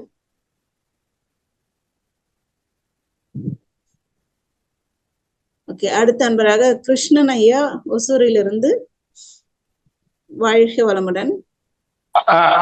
வணக்கம், வாழ்க வளமுடன். ஐயா, இன்னைக்கு நம்ம இந்த தாவரங்களுக்கு ஆக்சிஜன் போறது நம்மளோட உயிரினங்களிலிருந்து வெளிவர்ற கார்பன் டை ஆக்சைடு தாவரங்களுக்கு ஆக்சிஜனா போயிட்டு இல்ல அவங்களுக்கு உணவா போயிட்டு அவங்க நமக்கு ஆக்சிஜன் தர்றாங்கன்ற ஒரு விஷயம் உங்க ஸ்பீச்ல இன்னைக்கு தெரிஞ்சுக்கிட்டீங்க. எவ்வளவு ஒரு அற்புதமான ஒரு விஷயம். கரெக்ட். ஆமா, நம்ம அப்ப பிராணாயாமம் நல்லா பண்ணி நம்ம உடம்புல இருக்கிற அந்த உயிரினங்கள் இருக்கிற கார்பன் டை ஆக்சைடு வெளியே போச்சுன்னா அது தாவரங்களுக்கு மிகப்பெரிய ஒரு உணவா கிடைக்கும். அப்போ இல்ல, நான் சொல்றது என்னன்னா, ஒன்றுக்கொன்று உதவியா இருக்கணும் அப்படிங்கிறது. நாம ஒண்ணு கொடுத்தா நமக்கு ஒண்ணு கிடைக்கும் அப்படிங்கிறது. நம்ம எதை கொடுத்தாலும் அது வீணாகுவதில்லை, வேறொரு ரூபத்தில் நமக்கு திரும்பி வருங்கிறதா. ரொம்ப அற்புதமான இதுங்க தகவல். எனக்கு ஒவ்வொரு எல்லா தலைப்புமே உங்களோடது இன்னைக்கு சொல்ல போனா உள்ளுக்குள்ளார ஒரு ஆனந்த கண்ணீர் வாங்க. அவ்வளவு ஒரு தகவல் இன்னைக்கு அந்த ஆணவம் தலைப்புல இருந்து உங்ககிட்ட தெரிஞ்சுட்டீங்க. நன்றிங்க, மிகவும் பயனுள்ளதா இருந்ததுங்க. வாழ்க வளமுடன். எவ்வளவு சென்டர்ஸ் கிருஷ்ணன். ஆமாங்க, வாழ்க வளமுடன். இல்ல, எவ்வளவு சென்டர்ஸ் ஆயிருக்குன்னு கேட்டேன் நேத்து. நம்மளுக்கு 120 நாளைக்கோட பண்ணோம்னா 120 வந்துருங்க. சரி, வாழ்க வளமுடன். வாழ்க வளம். நாங்க நேத்து யோகா சென்டர் நிறைய வெளியே போயிருந்தோமா. அதாவது நாங்க 108 மன்றத்துல இருந்து 120 இடங்களுக்கு போயிருக்கோம் யோகா நடத்துறோம். வாழ்க வளமுடன். வாழ்க வளமுடன். அடுத்த அன்பராக கண்ணம்மா மாலை, வாழ்க வளமுடன். கண்ணம்மா, வாழ்க வளமுடன். ஐயா, வாழ்க வளமுடன். கேட்டுங்களா ஐயா? நீங்க ரொம்ப சிறப்பான உரைங்கய்யா. நம்மளுடைய ஆணவத்தை எப்படி நம்ம குறைக்கிறதுங்கிறத சொல்லியிருக்கிறீங்க ஐயா. ஐயா, எனக்கு அப்படிதாங்க, எங்க வீட்டுல நடக்கிறது அப்படிதாங்க. நான் மாமியார், மருமக எனக்கு மாமியார் மாதிரிதான் பேசுவா, செய்வா, எல்லாம் பண்ணுவா. நான் எதையுமே சரிப்போம் அப்படின்ட்டு நம்ம மனவளக்கலை மன்றத்துல இருக்கிறது அப்படி இல்லைன்னா பிரச்சனையே வேற மாதிரி வந்திருக்குங்க ஐயா. அப்படி நடந்துட்டு இருக்குதுங்க ஐயா. அப்புறம் நீங்க சொன்னீங்க வாழ்த்து.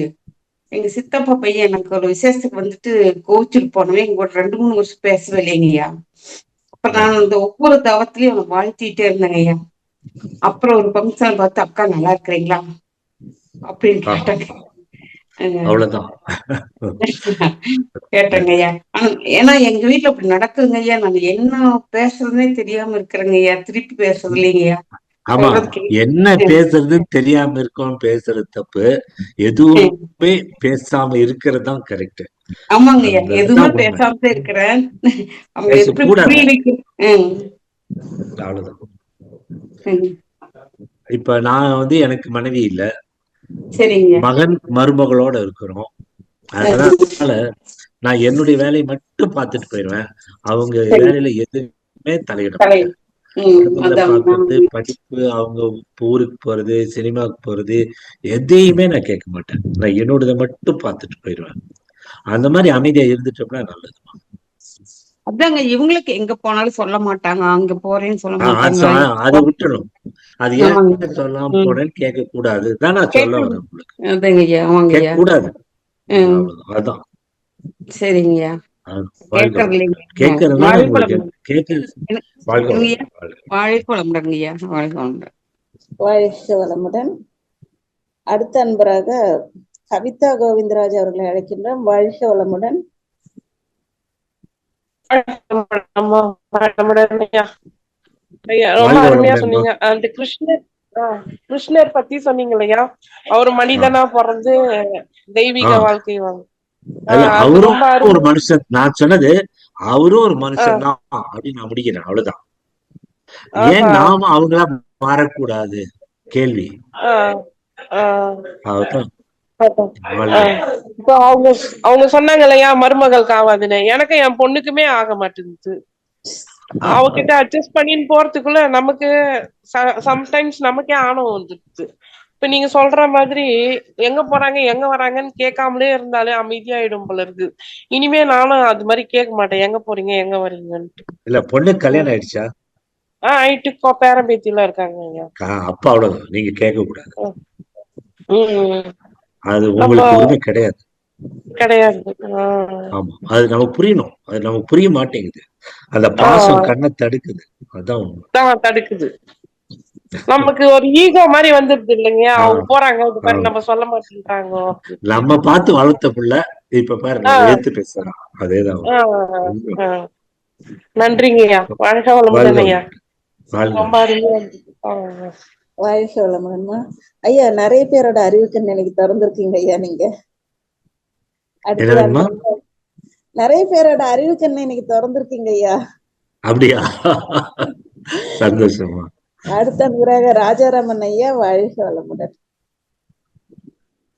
ராஜாராமன் ஐயா வாழ்க வளமுடன். வாழ்க வளமுடன். வாழ்க வளமுடன் ஐயா. வாழ்க வளமுடன் ஐயா. வணக்கம். வாழ்க வளமுடன். ஆணவம் அப்படிங்கிற தலைப்புல டாக்டர் முறையில நல்ல ஒரு வித்தியாசமான ஒரு கோணத்துல டயகர்லாம் போட்டு அருமையா விளக்கி கொடுத்தீங்க. ரொம்ப நல்லா இருந்தது. ரொம்ப ரசித்து பார்த்தேனா. இவ்வளவு தூரம் ஆணவத்தை பத்தி இருக்காங்கிறது இப்பதான் தெரிஞ்சுக்கிட்டேன்னா. 82 வயசு ஆகுதியா, ஆரோக்கியமா இருக்கேன். இப்போ இல்ல, உங்க 82 வயசுலதான் உங்களுக்கு தெரிஞ்சிருக்கும் நல்லது செய்ய நமக்கு எவ்வளவு நன்மைகள் கிடைத்திருக்கு அப்படின்னு. கரெக்டா சொன்னீங்க. கரெக்டா. ஏன்னா அந்த அனுபவம் எனக்கு நிறைய இருக்கு. சரிங்க. இப்போ எனக்கு என்ன சந்தேகம்னாக்கா, நீங்க இந்த ஆகாமிய கர்மம் நமக்கு நல்லா இருக்குன்னு சொன்னா பெர்ஸ்கிரிப்டிவிட்டி யூஸ் பண்ணணும். அது நெசசிட்டி, ஹேபிட்ஸ், சர்க்கம்ஸ்டன்ஸ் அதுல விழிப்போட இருக்குன்னு சொன்னீங்க இல்லையா? ஆமா ஆமா.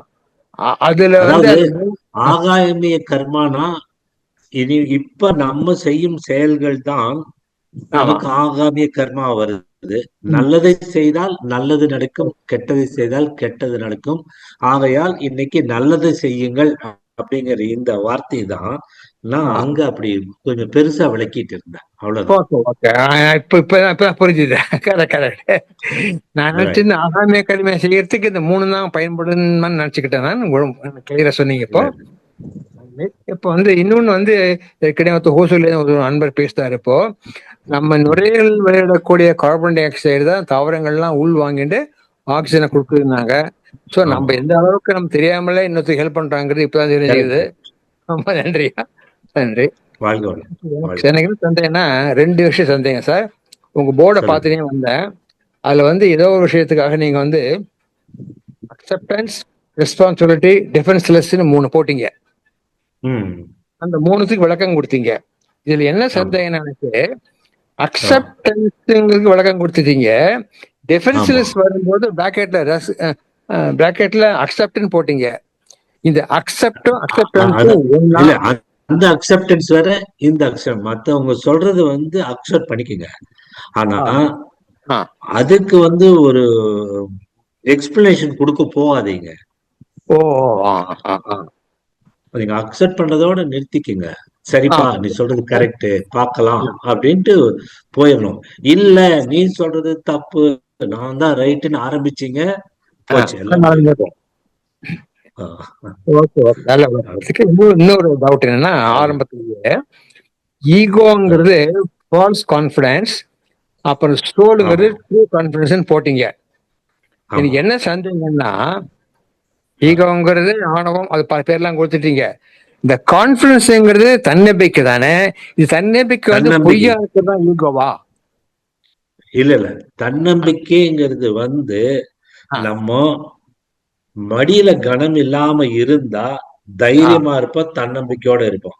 நம்ம கையில ஏதாவது தப்பு இருந்தா அந்த தன்னம்பிக்கை வராது. எங்க கண்டுபிடிச்சிருவாங்களோ அப்படின்னு ஒரு பயத்தோட இருப்போம். ஓகே ஓகே, அந்த அந்த அர்த்தத்துல இருக்காது. சரி சார், இப்பதான் வழக்கம் புரிஞ்சது எனக்கு. நன்றியா, வாழ்க வளமுடன். வாழ்க வளமுடன். வாழ்க வளமுடன்.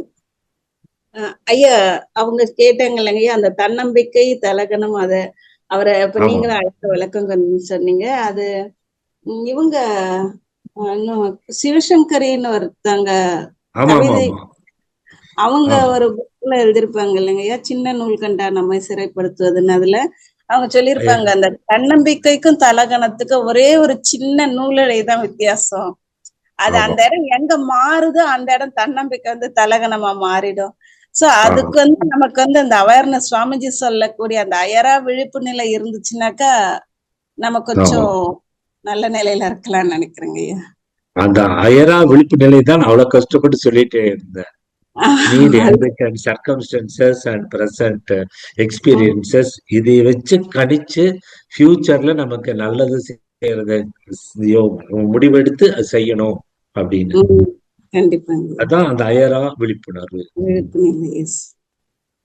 அது எப்படி அற வாழ்க்கைக்கு சுவாமிஜி நல்ல எக்ஸ்பிளனேஷன் கொடுத்திருக்காரோ அந்த மாதிரி அயரா விழிப்புணர்வுக்கு அவர் இந்த எக்ஸ்பிளனேஷன் கொடுத்திருக்கிறாரு.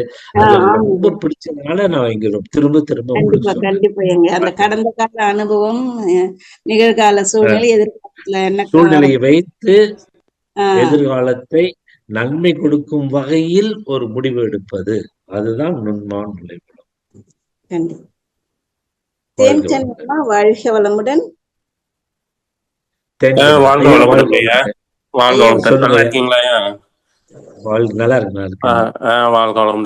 இன்னைக்கு உள்ள டாபிக் ரொம்ப நல்லா இருந்ததுயா. நல்லா ஆணவம்னா என்ன, அதோட மீனிங் எல்லாம் நிறைய சொல்லி, அந்த ஆணவம் நம்மளுக்கு எப்படி இருக்கு, அதை எப்படி போக்கணுங்கிறதெல்லாம் நல்லா சொன்னீங்க. அதுலயும் பர்டிகுலரா அந்த எக்ஸாம்பிள், ஒருத்தன் முட்டாள் நம்மளை திட்டான்னா நம்ம விழிப்பு நிலையில அவன் ஏன் திட்டுனா, எதற்காக திட்டுனா, அதுல உண்மை இருந்தா அவனையும் மனுஷனாக்குறாப்புல நம்ம பேசணும் அப்படிங்கறத விழிப்பு நிலையில அந்த எக்ஸாம்பிள். அதே மாதிரிக்கு நீங்க 25 வயசுல நான் நம்ப மாட்டேன், 40ல உணர ஆரம்பிச்சேன், இப்ப சத்தியமா அதை உணர்றேங்கிறது வந்து எங்களுக்கு எல்லாம் ஒரு மோட்டிவேஷனலா இருக்கு. என்னுடைய அனுபவ உரை அது. அதே எனக்கு அந்த போன இதுலயும் நம்ம சுய முன்னேற்றத்திற்கு நம்மளுடைய தன்னம்பிக்கைக்கு கொஞ்சம் தன்முனைப்பு வேண்டிதானே இருக்கு. என்னால் முடியும், ஐ கேன். இல்ல, என்னால் முடியும்னு இருந்தாலும் மனசுல ஒரு பயம் இருக்கணும். அதாவது அந்த ஃபுல் கான்பிடன்ஸோட போக கூடாது. உதாரணமா, நான் ஏதாவது ஒரு ஆபரேஷன் பண்ணேன்னா அது இன்னும் 100-200 தடவை பண்ணியிருப்பேன். இருந்தா கூட நான் இன்னைக்கு செய்யும் போது நல்லா இருக்கணும் அப்படின்னு ஒரு சின்ன ஒரு பயத்தோட தான் நான் உள்ள போனே தவிர, நான் ஃபுல் கான்பிடன்ஸோட போனேன்னா அன்னைக்கு அங்க அடி உழுவும் எனக்கு. இதுதான் என்னுடைய வாழ்க்கையில என்னைக்குமே இருந்தது. அதனால எதை செய்யும் பொழுதும் 1000 தடவை பண்ணி நமக்கு அனுபவம் இருந்தாலும் அதை செய்யும் பொழுது மனதில் ஒரு பயத்தோட செய்யணும். இந்த வார்த்தையை நாம யாருமே மறக்க கூடாது. அந்த ஹெசிடன்சி, ஒரு ஃபிராக்ஷன் ஆஃப் செகண்ட் இருக்கு இல்லைங்களா, அதுல வந்து நிறைய விஷயங்கள்ல நம்ம மனசு கரெக்டாகி ஓடிடும். சரிங்க. வாழ்க அந்த 120 இடத்துல சர்வதேச யோகா தினத்துல பண்ணிருக்கீங்கிறது அதுவும் சந்தோஷமா இருக்கு. வாழ்க வளமுடன். வாழ்க வளமுடன். அன்னைக்கு நீங்க வரும்போது பேசிட்டு இருந்தோம். ஆமா, மீட்டிங்ல சொன்னீங்க, 100ஐயும் தாண்டிட்டீங்க. எல்லா எல்லா அன்பர்களுடைய முயற்சி அது. ஆமா, தவமயத்துல ஆமா 2 இடம் தான் நாங்க இது போனோம். இதே பெரிய விஷயமா இருக்கு. 120ங்கிறது உண்மையிலேயே நல்ல ஒரு சாதியம், பாராட்டத்தக்க இன்னைக்கு ஒரு ஏன் இங்க கொண்டு வந்தேன் அப்படின்னா, நிறைய மன்ற அன்பர்கள் இருப்பாங்க. இப்ப இவங்க செய்யும்போது நம்ம ஏன் ஒரு 10 இடத்துல செய்யக்கூடாதுன்னு எல்லாத்துக்கும் ஒரு எண்ணம் வரணும். கண்டிப்பா சார், கண்டிப்பா. நானே 6 இடத்துக்கு போனேன் நேத்து. அந்த மாதிரி எல்லாம் நம்ம இப்போ முதல்ல ஆரம்பிக்கும் போது யாரும் எங்களை கேட்கல. இப்போ எல்லாரும் எங்களை கூப்பிட ஆரம்பிச்சிட்டாங்க. இங்க வாங்க, இங்க வாங்க, இங்க வாங்கன்னு. அதனால ஒரு கம்பெனிக்கு 3 பிரான்ச் இருந்தா 3 பிரான்ச்லயும் கூப்பிட ஆரம்பிச்சிட்டாங்க. அந்த அளவுக்கு பார்க்கலாம். திணறிட்டோம். வாழ்க. இது வந்து எல்லாத்துக்கும் ஒரு விழிப்புணர்வு தெரியணுங்கிறதுக்காக நான் வேணும்னே வெளியே சொல்லிட்டேன். வாழ்க வளமுடன். வாழ்க்கலாம் வாழ்க்கை.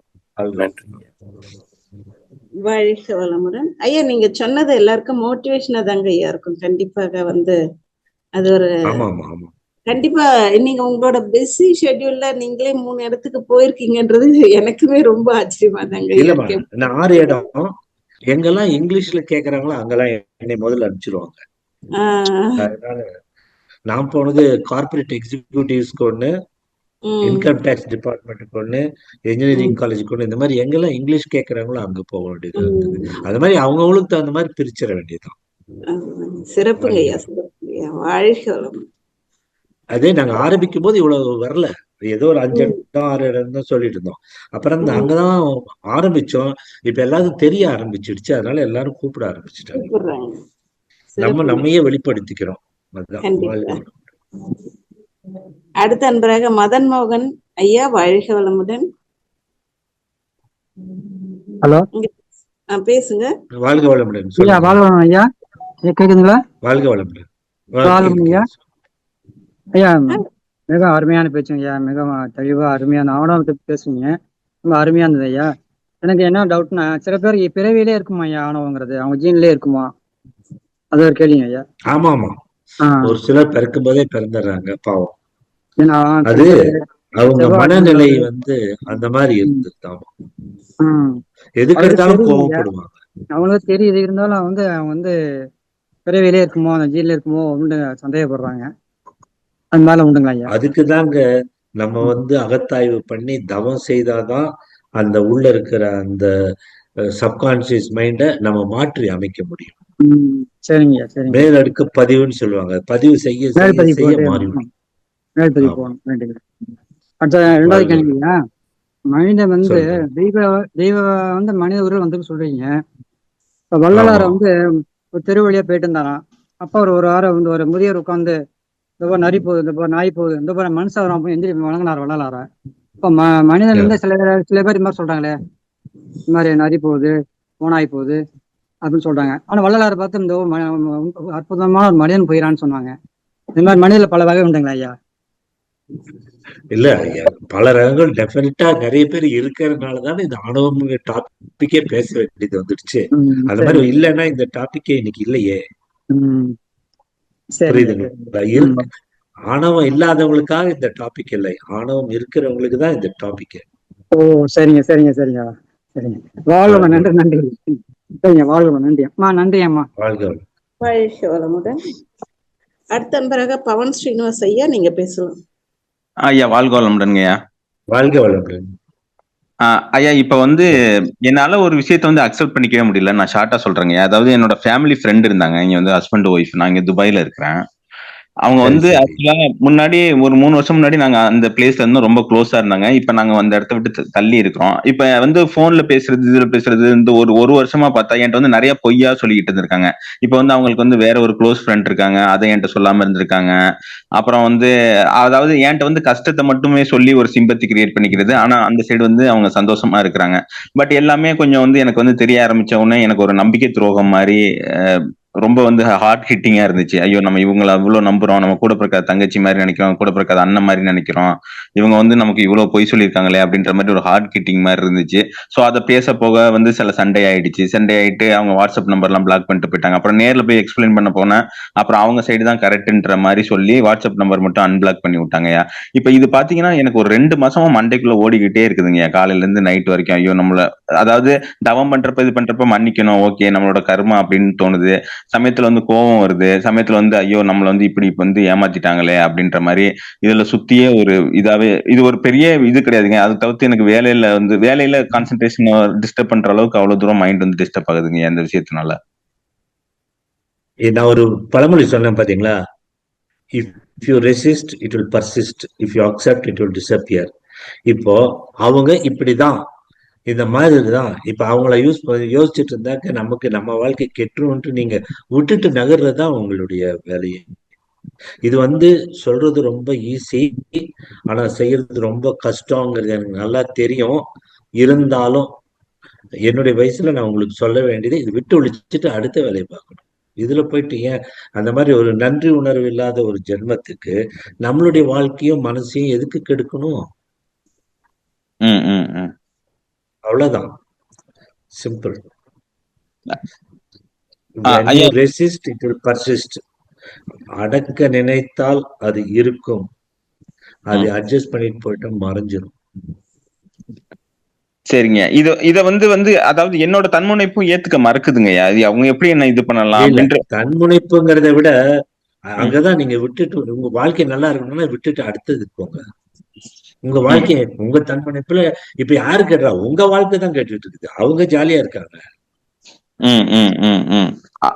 நம்ம வாழ்க்கை கெடுக்கு, நம்ம வாழ்க்கை ஏண்டா கெடணும் அப்படின்ட்டு நீங்க ஜாலியா இருக்கிற வழியை பாருங்க. ஜாலியா இருக்க வேண்டாம். இந்த மாதிரி யாரு ஏமாத்தினாலும் பரவாயில்ல, நம்ம கடமையை செஞ்சுட்டு போலாம். இன்னும் 2 பேர் கஷ்டம் வந்தா ஹெல்ப் பண்ணிட்டு போங்க. அவன் பொய் சொல்றானா உண்மை சொல்றானா பரவாயில்ல, நீங்க உங்களால முடியுமா செஞ்சுட்டு போயிட்டு பலனை எதிர்பார்க்காதீங்க. உங்களுக்கு வேண்டிய பலன் ஆட்டோமேட்டிக்கா பிரபஞ்சத்திலிருந்து வரும் அப்படிங்கறத நான் இன்னைக்கு பேசினது. நீங்க அவங்களுக்கு செய்ய வேண்டிய கடமை நீங்க உங்க மனதளவுல செஞ்சு முடிச்சிட்டீங்க. அவங்க நல்லவங்களோ கெட்டவங்களோ அதெல்லாம் வேற விஷயம், அதோட விட்டுருங்க. நீங்க உங்க பாட்டுக்கு உங்களுடைய வாழ்க்கையை தொடருங்கள், உங்களுக்கு வர வேண்டியது வரும். சரிங்க. இப்ப எனக்கு என்னோட மனசுல வந்து பற்று இருக்கு, அவங்க மேல வந்து பற்று இருக்கிறதுனால வந்து பேசாம இருக்கிறது எனக்கு ரொம்ப கஷ்டமா இருக்குதுங்க. அதுவும் கஷ்டமா இருக்கு. அதேதான் நீங்க இப்ப அவங்க ஏமாத்திட்டாங்கன்னு தெரிஞ்சதுக்கு அப்புறம் எதுக்கு உங்க பற்று? அதுதான் ஏமாத்துறவங்க கூட நமக்கு எதுக்கு பழக்கம்? ஓகே ஏமாத்துறவங்க வெளிப்படையா வந்து இறைநிலை நமக்கு வந்து காட்டி கொடுத்துச்சு இவங்க இப்படிதான் அப்படின்ட்டு. அடுத்தது இறைநிலையெல்லாம் விடுங்க சார் இந்த இறைநிலை வாழ்க்கையெல்லாம் விடுங்க. இது ஃப்ரண்ட்ல நிக்குது. ஏமாத்துனாங்க, நம்ம கிட்ட நம்மளும் உபயோகப்படுத்திட்டாங்க, நம்மளே எக்ஸ்பிளாய்ட் பண்ணிட்டாங்க, நம்ம ஒரு முட்டாளா இருந்திருக்கிறோம். திருந்தி நம்ம அறிவாளியா வாழ்ந்துட்டு நம்ம வாழ்க்கையை வாழ்ந்துட்டு போலான்னு அடுத்த வாழ்க்கைக்கு போங்க. நீங்க கடந்த காலத்திலேயே வாழ்ந்து கொண்டிருப்பீர்கள். ஆமாங்க, நீங்க சொல்ற மாதிரி இந்த இதுல ஸ்பீச்ல சொன்னீங்களா, கடந்த காலத்திலேயே அந்த இதுலயே ஒரு ரொட்டேஷன்ல ஓடிக்கிட்டு இருக்கு. அது என்னோட ஒர்க்கையும் அஃபெக்ட் பண்ணுது, அது ப்ராக்ரஸ் வந்து அப்படியே ஸ்லோ ஆகுது. அதுதான் சொல்றேன், அதுதான் நான் சொல்றது. தேவை, பழக்கம், சூழ்நிலை இவற்றை வைத்து நிகழ்கால விஷயங்களை வைத்து யோசனை செஞ்சு எதிர்காலத்துல நன்மையை தரும் விஷயங்களை கணித்து செய்வதுதான் நுண்மான் நிலைப்படம் அறிவு. ஓகேங்க, ஆமா, அதுதான்.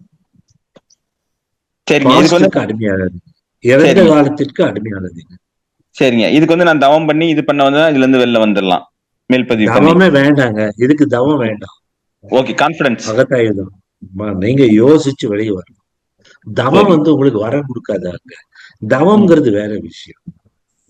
இது வந்து உங்களுக்கு முன்னாடி இருக்கிற ஒரு ப்ராப்ளத்தை நீங்க அக்செப்ட் பண்ணி ரெஸ்பான்சிபிலிட்டி எடுத்து இந்த மாதிரி அடிபட்டா இந்த மாதிரி ஆகும் மத்தவங்களுக்கு சொல்லி இந்த மாதிரி யாருக்கும் மாட்டிக்காதீங்கன்னு சொல்லிட்டு போங்க. நான் தான் அந்த இது தர்மத்துல சொல்லியிருந்தேன், how to accept thing, how to take responsibility அப்படிங்கறத சொல்லியிருந்தேன். ஓகே ஐயா, இந்த பிரச்சனைக்கு வந்து அக்செப்டன்ஸ், ரெஸ்பான்சிபிலிட்டி, அப்புறம் வந்து இன்னொரு இது சொன்னீங்க இல்லைங்கய்யா, டிஃபென்ஸ்லெஸ்.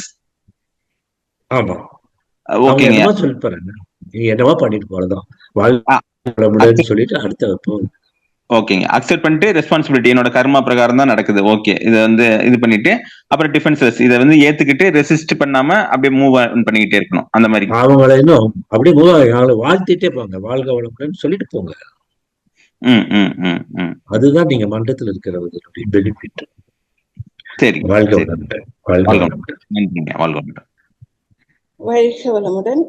அடுத்த அன்பராக கேலக்ஸி M14, உங்க பேரை சொல்லிட்டு நீங்க கொஸ்டின் கேட்கலாம். வாழ்க வளமுடன். வாழ்க வளமுடன். நன்றிமா. வாழ்க வளம். ஒசூர்ல இருந்து ஜெயக்குமாரி பேசுறேங்கம்மா. ஓ வாழ்க வளமுடன். ஜெயக்குமார், சொல்லுங்கம்மா சொல்லுங்கம்மா. அவங்க வாழ்க வளமுடனுங்க ஐயா. ரொம்ப ஒரு சிறப்பான சிந்தனை. அத ஆணவத்தை பத்தி ரொம்ப சிறப்பா சொன்னீங்க.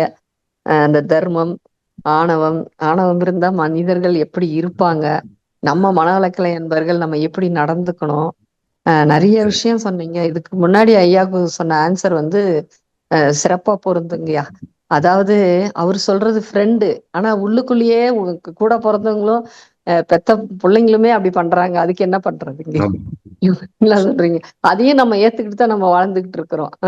வெளியாளுங்க பண்றதை கூட வேண்டாம், ஒரு கொஞ்ச நாள் ஆனா பழகிறோம். ஆனா குடும்பத்துக்குள்ளேயே இருக்கிறவங்க அப்படி பண்ணும்போது அது மனசு என்னதான் ஏத்துக்கிட்டாலும் மகிழ்ச்சி நினைச்சு அது அவங்கள வாழ்த்துறோம், எல்லாமே பண்றோம். இதால மனசுக்குள்ள ஒரு ஓரத்துல ஒரு அந்த சிந்தனை இருக்குது, ஏன் இவங்க இப்படி பண்ணாங்க, நம்ம கூடயே இருந்துட்டு ஏன் இப்படி பண்ணாங்க அப்படிங்கிற ஒரு கேள்வி இருந்துட்டே இருக்குதுங்கய்யா. அதுக்கு கொஞ்சம் விளக்கம் கொடுங்க. இருக்குமா? அதை தாண்டி வர்றதுதான் நான் இன்னைக்கு, இதுதான் ஆணவத்துக்கு ஒரு அகத்தாய்வுன்னு நான் இன்னைக்கு சொன்னதே இதுதான். அதுதான் அவ்வளவுதான். வாழ்க வளமுடன். ரொம்ப சிறப்புங்கய்யா பதில். அதே மாதிரி எனக்கு ஒரு இப்போ ஒரு ஸ்கூல் படிக்கிற ஸ்டூடெண்ட் இருக்காங்கன்னு வச்சுக்கோங்களேன். நம்ம ஏதாவது ஒண்ணு சொன்னா, இப்ப படிங்க அப்படின்னு சொன்னா நாளைக்கு பாத்துக்கலாம், அப்புறம் பாத்துக்கலாம் அப்படிங்கிறாங்க. அவங்கள என்னங்கய்யா பண்றது? அவங்க எந்த முறையில நம்ம சொல்றது? நம்ம சொல்லிட்டே இருக்கணுமா? இப்ப இருக்கிற குழந்தைகள் எல்லாம் முன்னெல்லாம் நம்ம வீட்டுல சொன்னா அடி பிச்சிருவாங்க, இப்ப எல்லாம் அடிக்க முடியாது. அதனால சொல்லிதான் திருத்தணும். ஆனா இப்ப இருக்கிற குழந்தைகள் எல்லாம் நம்ம நினைக்கிற அளவுக்கு முட்டாள்கள் இல்லாம நல்ல பிரில்லியண்டா இருக்கிறாங்க, வந்துடுறாங்க. என்னுடைய கிராண்ட்சன் வந்து 7th வரைக்கும் இருந்தான். இப்ப 8th வரும்போது ஆள் மாறிட்டான். நான் இன்ன படிக்கணும், இப்படி படிக்கணும், நான் இந்த சப்ஜெக்ட் எடுக்கணும்னு ஆரம்பிச்சுட்டான். அதனால மாறிடுவாங்க. நம்ம நல்லதே நினைத்தால், ஆமா, நமக்கு வந்து பிரேயர் தான் முக்கியம். நீங்க ப்ரே பண்ணிட்டே இருங்க, அது நிச்சயம் நடக்கும். நான் முன்ன என்னையா பிரேயர் பண்ணா நடக்குமானெல்லாம் நம்பல, இப்ப நான் நம்புறேன். சரிங்கய்யா. ஐயா ரொம்ப சிறப்புங்க. இன்னொரு கேள்வி இருக்குதுங்க. வாழ்க வளமுடன்யா. அதாவது நீங்க சொன்னீங்க இல்லைங்க, 25 வயசுல சொன்னா நம்ம இந்த பயிற்சியை ஏத்துக்க மாட்டோம், 40 வயசுக்கு மேலதான் புரிய ஆரம்பிச்சது, அப்பதான் அந்த அனுபவம் தான் 75 வயசுல முழுமையடைஞ்சதுன்னு சொன்னீங்க. ஆனா எனக்கு ஒரு ஆசை, அது பேராசையான்னு தெரியாது, ஏன் நம்மளுக்கு 30 வயசுல இருந்தே அது 25 வயசுக்குமே புரிந்திருந்தா நம்ம இன்னும் நல்லா சிறப்பா வாழ்க்கையை வாழ்ந்திருக்கலாமே அப்படின்ற ஒரு இல்லம்மா, வாழ்க்கையில இது அனுபவங்கள் கற்றுக் கொடுக்கும் பாடம். 25 வயசுல அந்த அனுபவம் இல்ல, 70 வயசு வரும்போதுதான் அந்த அனுபவங்கள் கற்றுக் கொடுத்த பாடங்கள் தான் இது. அதைதான் நான் அனுபவ உரையா தான் சொல்லிட்டு இருக்கேன். நன்றிங்க. வாழ்க வளமுடன். வாழ்க வளமுடன். வாழ்க வளமுடன். அடுத்த அன்பராக அன்பரசன் மணி, வாழ்க வளமுடன், நீங்க பேசலாம். அம்மா வாழ்க வளமுடன். ஐயா வாழ்க வளமுடன். ஐயா வாழ்க வளமுடன். ஐயா ஐயா நான் வந்து வெளிநாட்டுல வாழ்ந்துட்டு இருக்கேன் ஐயா, பின்லாண்ட்ல இருக்கேன், ஐரோப்பாவில். இங்க வந்து பிள்ளைகள் 2 பிள்ளைகள் எனக்கு. முன்னாடி வந்து 2 பெண்கள், அவங்க மருமகள் பத்தி கேட்டாங்கல்ல, அதே கேள்விதான் இப்ப நான் வந்து பதின்ம பிள்ளைகளை பத்தி உங்ககிட்ட கேட்கணும் அப்படின்ட்டு இருக்கேன். 2 டீனேஜ் பிள்ளைங்க, சொல்ற பேச்ச கேட்கறது இல்ல, போறது வர்றது எல்லாம் ஒரு மாதிரி அவங்க வாழ்க்கை அது அப்படி இருக்காங்க. அது எப்படி அவங்கள வந்து நம்ம வாழ்க்கையிட்டு தான் இருக்கும், ஆனாலும் எப்படி அவங்கள வந்து நம்ம வழிக்கு கொண்டு வர்றது அப்படிங்கிறது புரியலைங்க. இந்த டீனேஜ்ங்கிறதே விடலை பருவம் அப்படின்னு சொல்லுவோம். அவங்க வந்து நமக்கு குழந்தைகளா தெரிவாங்க, அவங்களுக்கு வந்து பெரியவங்களா நினைப்பாங்க. அப்புறம் அவங்கதான் எல்லாம் தெரிஞ்ச விஷயங்க, மற்றவங்க எல்லாம் முட்டாள் அப்படின்னு நினைப்பாங்க. ஆக்சுவலா சமீபத்துல நான் ஒண்ணு படிச்சேன். எங்க அப்பா சொன்னதெல்லாம் உண்மை, நல்லதுன்னு ஒருத்தர் நினைக்கும் பொழுது அவனுடைய டீனேஜ் பையன் அவன் சொல்றதெல்லாம் தப்புன்னு சொல்ல ஆரம்பிச்சிருப்பான். புரியுதா நான் சொல்றது? புரியுதுங்க. ஒருத்தன் வந்து அவன் வளர்ந்துட்டு அவன் முதல்ல அவங்க அப்பா தப்புன்னு சொல்லிட்டு இருந்தவன், இப்பதான் நான் எங்க அப்பா செஞ்சதெல்லாம் ரைட்டுன்னு எனக்கு புரியுதுன்னு சொல்ற ஸ்டேஜ்ல பார்த்தா, அவனுக்கு அந்த டீனேஜ்ல அவன் செய்யறதுலாம் தப்புன்னு சொல்றதுக்கு ஒரு பையன் பிறந்திருப்பான். அதனால இது வாழ்க்கையில ஒரு சங்கிலி தொடர். நீங்க கவலைப்படாதீங்க, வந்துருவான். வாழ்த்துறதுதான் முக்கியம். அப்புறம் இன்னொன்னு, நம்ம எப்படி வாழ்கிறோமோ அதுதான் நாம் மற்றவர்களுக்கு கொடுக்கும் உதாரணம். நம்ம தப்பா வாழ்ந்துட்டு நம்ம பசங்க நல்லா வாழணும்னு எதிர்பார்த்தாங்க வாழ மாட்டாங்க. அதனால் நாம் முன்னுதாரணமாக இருந்து வாழ்ந்தால் அதை பார்த்து அவர்கள் மாறி விடுவார்கள். அதனால நம்மளுடைய பண்பான வாழ்க்கை தான் அவர்களுக்கு முன்னுதாரணமாக இருக்கும். நான் கொடுக்கும் அறிவுரையும் அதுதான். சரிங்க, வாழ்க வளமுடன். இன்னொரு கேள்விங்கய்யா. வாழ்க வளமுடன். இப்ப நம்ம இந்த அருகுண சீரமைப்பு நல்லா படிச்சிருக்கோம், அதுபடி நம்ம நடந்துக்கிறோம் அப்படின்னாலும் சில நேரங்கள்ல வந்து ஏதாவது ஒரு அழுக்கு வந்து நம்மள அறியாமலே அதுல வந்து நம்ம மேல வந்து வரும். படிச்சிருது. அதனால நிறைய ஜீவகாந்த இழப்பு, அது பேரிழப்புன்னே சொல்லலாம். அப்புறம் மன உளைச்சல் இதெல்லாம் வந்து ஆகுது. இதுல இருந்து எப்படிங்க நம்மள நம்மளே தற்பாதுகாப்பு பண்ணிக்கிறது? இல்லைங்க, உணர்ந்து திருந்துதல், அவ்வளவுதான். செஞ்ச தப்ப உணர்ந்து திருந்திக்கிறது தான். அதான் உணர்ந்து திருந்துதல். அதோட சரிங்க நம்ம முடிச்சுக்கணும். மறுபடியும் செய்த தவறை செய்யக்கூடாது. சரிங்க. ஆனா எவ்வளவுதான் நம்ம வந்து அந்த ஒண்ணு தெரிஞ்சு செய்யக்கூடாது. ஒரு தடவை செஞ்சு தவறுன்னு தெரிஞ்சதுக்கு அப்புறம் அது மறுபடியும் திருப்பி செய்யக்கூடாது. இந்த ரெண்டு இருந்தாலே போதும். தவறு செய்யாத மனிதன் உலகத்தில் கிடையவே கிடையாது. சரிங்க சரிங்க சரிங்க. வாழ்க வளமுடன். மிக்க நன்றிங்க ஐயா. வாழ்க வளமுடன் அம்மா. மிக்க நன்றி. வளமுடன் ஐயா. அடுத்த பிறகு கல்யாண சுந்தரம் ஐயா, நீங்க பேசலாம். ஐயா வாழ்க வளமுடன் ஐயா. கேக்குதுங்களா? கேக்குது, சொல்லுங்க ஐயா. இன்னைக்கு நீங்க கொடுத்த விளக்கம் எல்லாம் ரொம்ப சிறப்பா இருந்தது ஐயா. என்னுடைய கேள்வி வந்து, இப்ப இறைநிலையே தன் மாற்றத்துல 1 அறிவுல இருந்து 6 அறிவு வரை வந்திருக்கு ஐயா.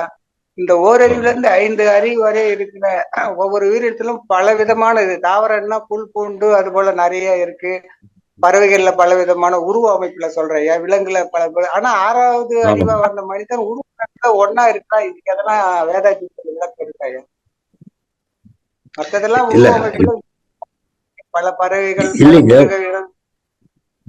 நம்ம நினைக்கிறோம் நமக்குதான் 6வது அறிவு இருக்கு, நம்ம தான் அறிவுள்ளவங்க நினைக்கிறோம்.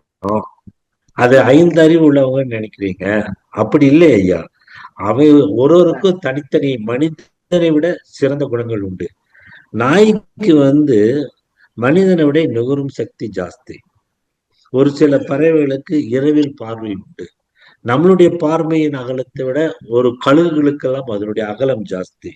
அதனால ஒன்னொன்றுக்கும் ஒரு விஷயங்கள் இருக்கு. அதனால நம்ம உண்மையிலேயே மோசமான படைப்பு எதுனா மனிதன் தான். ஐம்புலன்கள் அடிமைப்பட்டு உலகத்தையே சீரழிச்சு அணுகுண்டு போட்டு அழிக்கிற நிலைமைக்கு போயிட்டு இருக்கிறது அந்த மனித குணம் தான். அதனால மனித குணம் நல்ல குணம் சொல்லாதீங்க. இருக்கிறதுலே மோசமான பிறப்பு மனித குணம் இல்லையா, உருவ அமைப்பு சொல்றேன். இல்ல, அதான் உருவ அமைப்பு இருக்கட்டும்.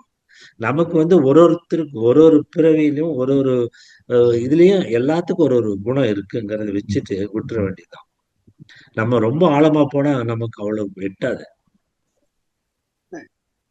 சரிங்க சரிங்க சரிங்க. ரொம்ப நல்லது ஐயா. வாழ்க வளமுடன். வாழ்க வளமுடன். மனிதனை எப்படி உருவானாங்கிறத யாருக்கு இன்னும் தெரியல. அது புரிஞ்சுக்குங்க.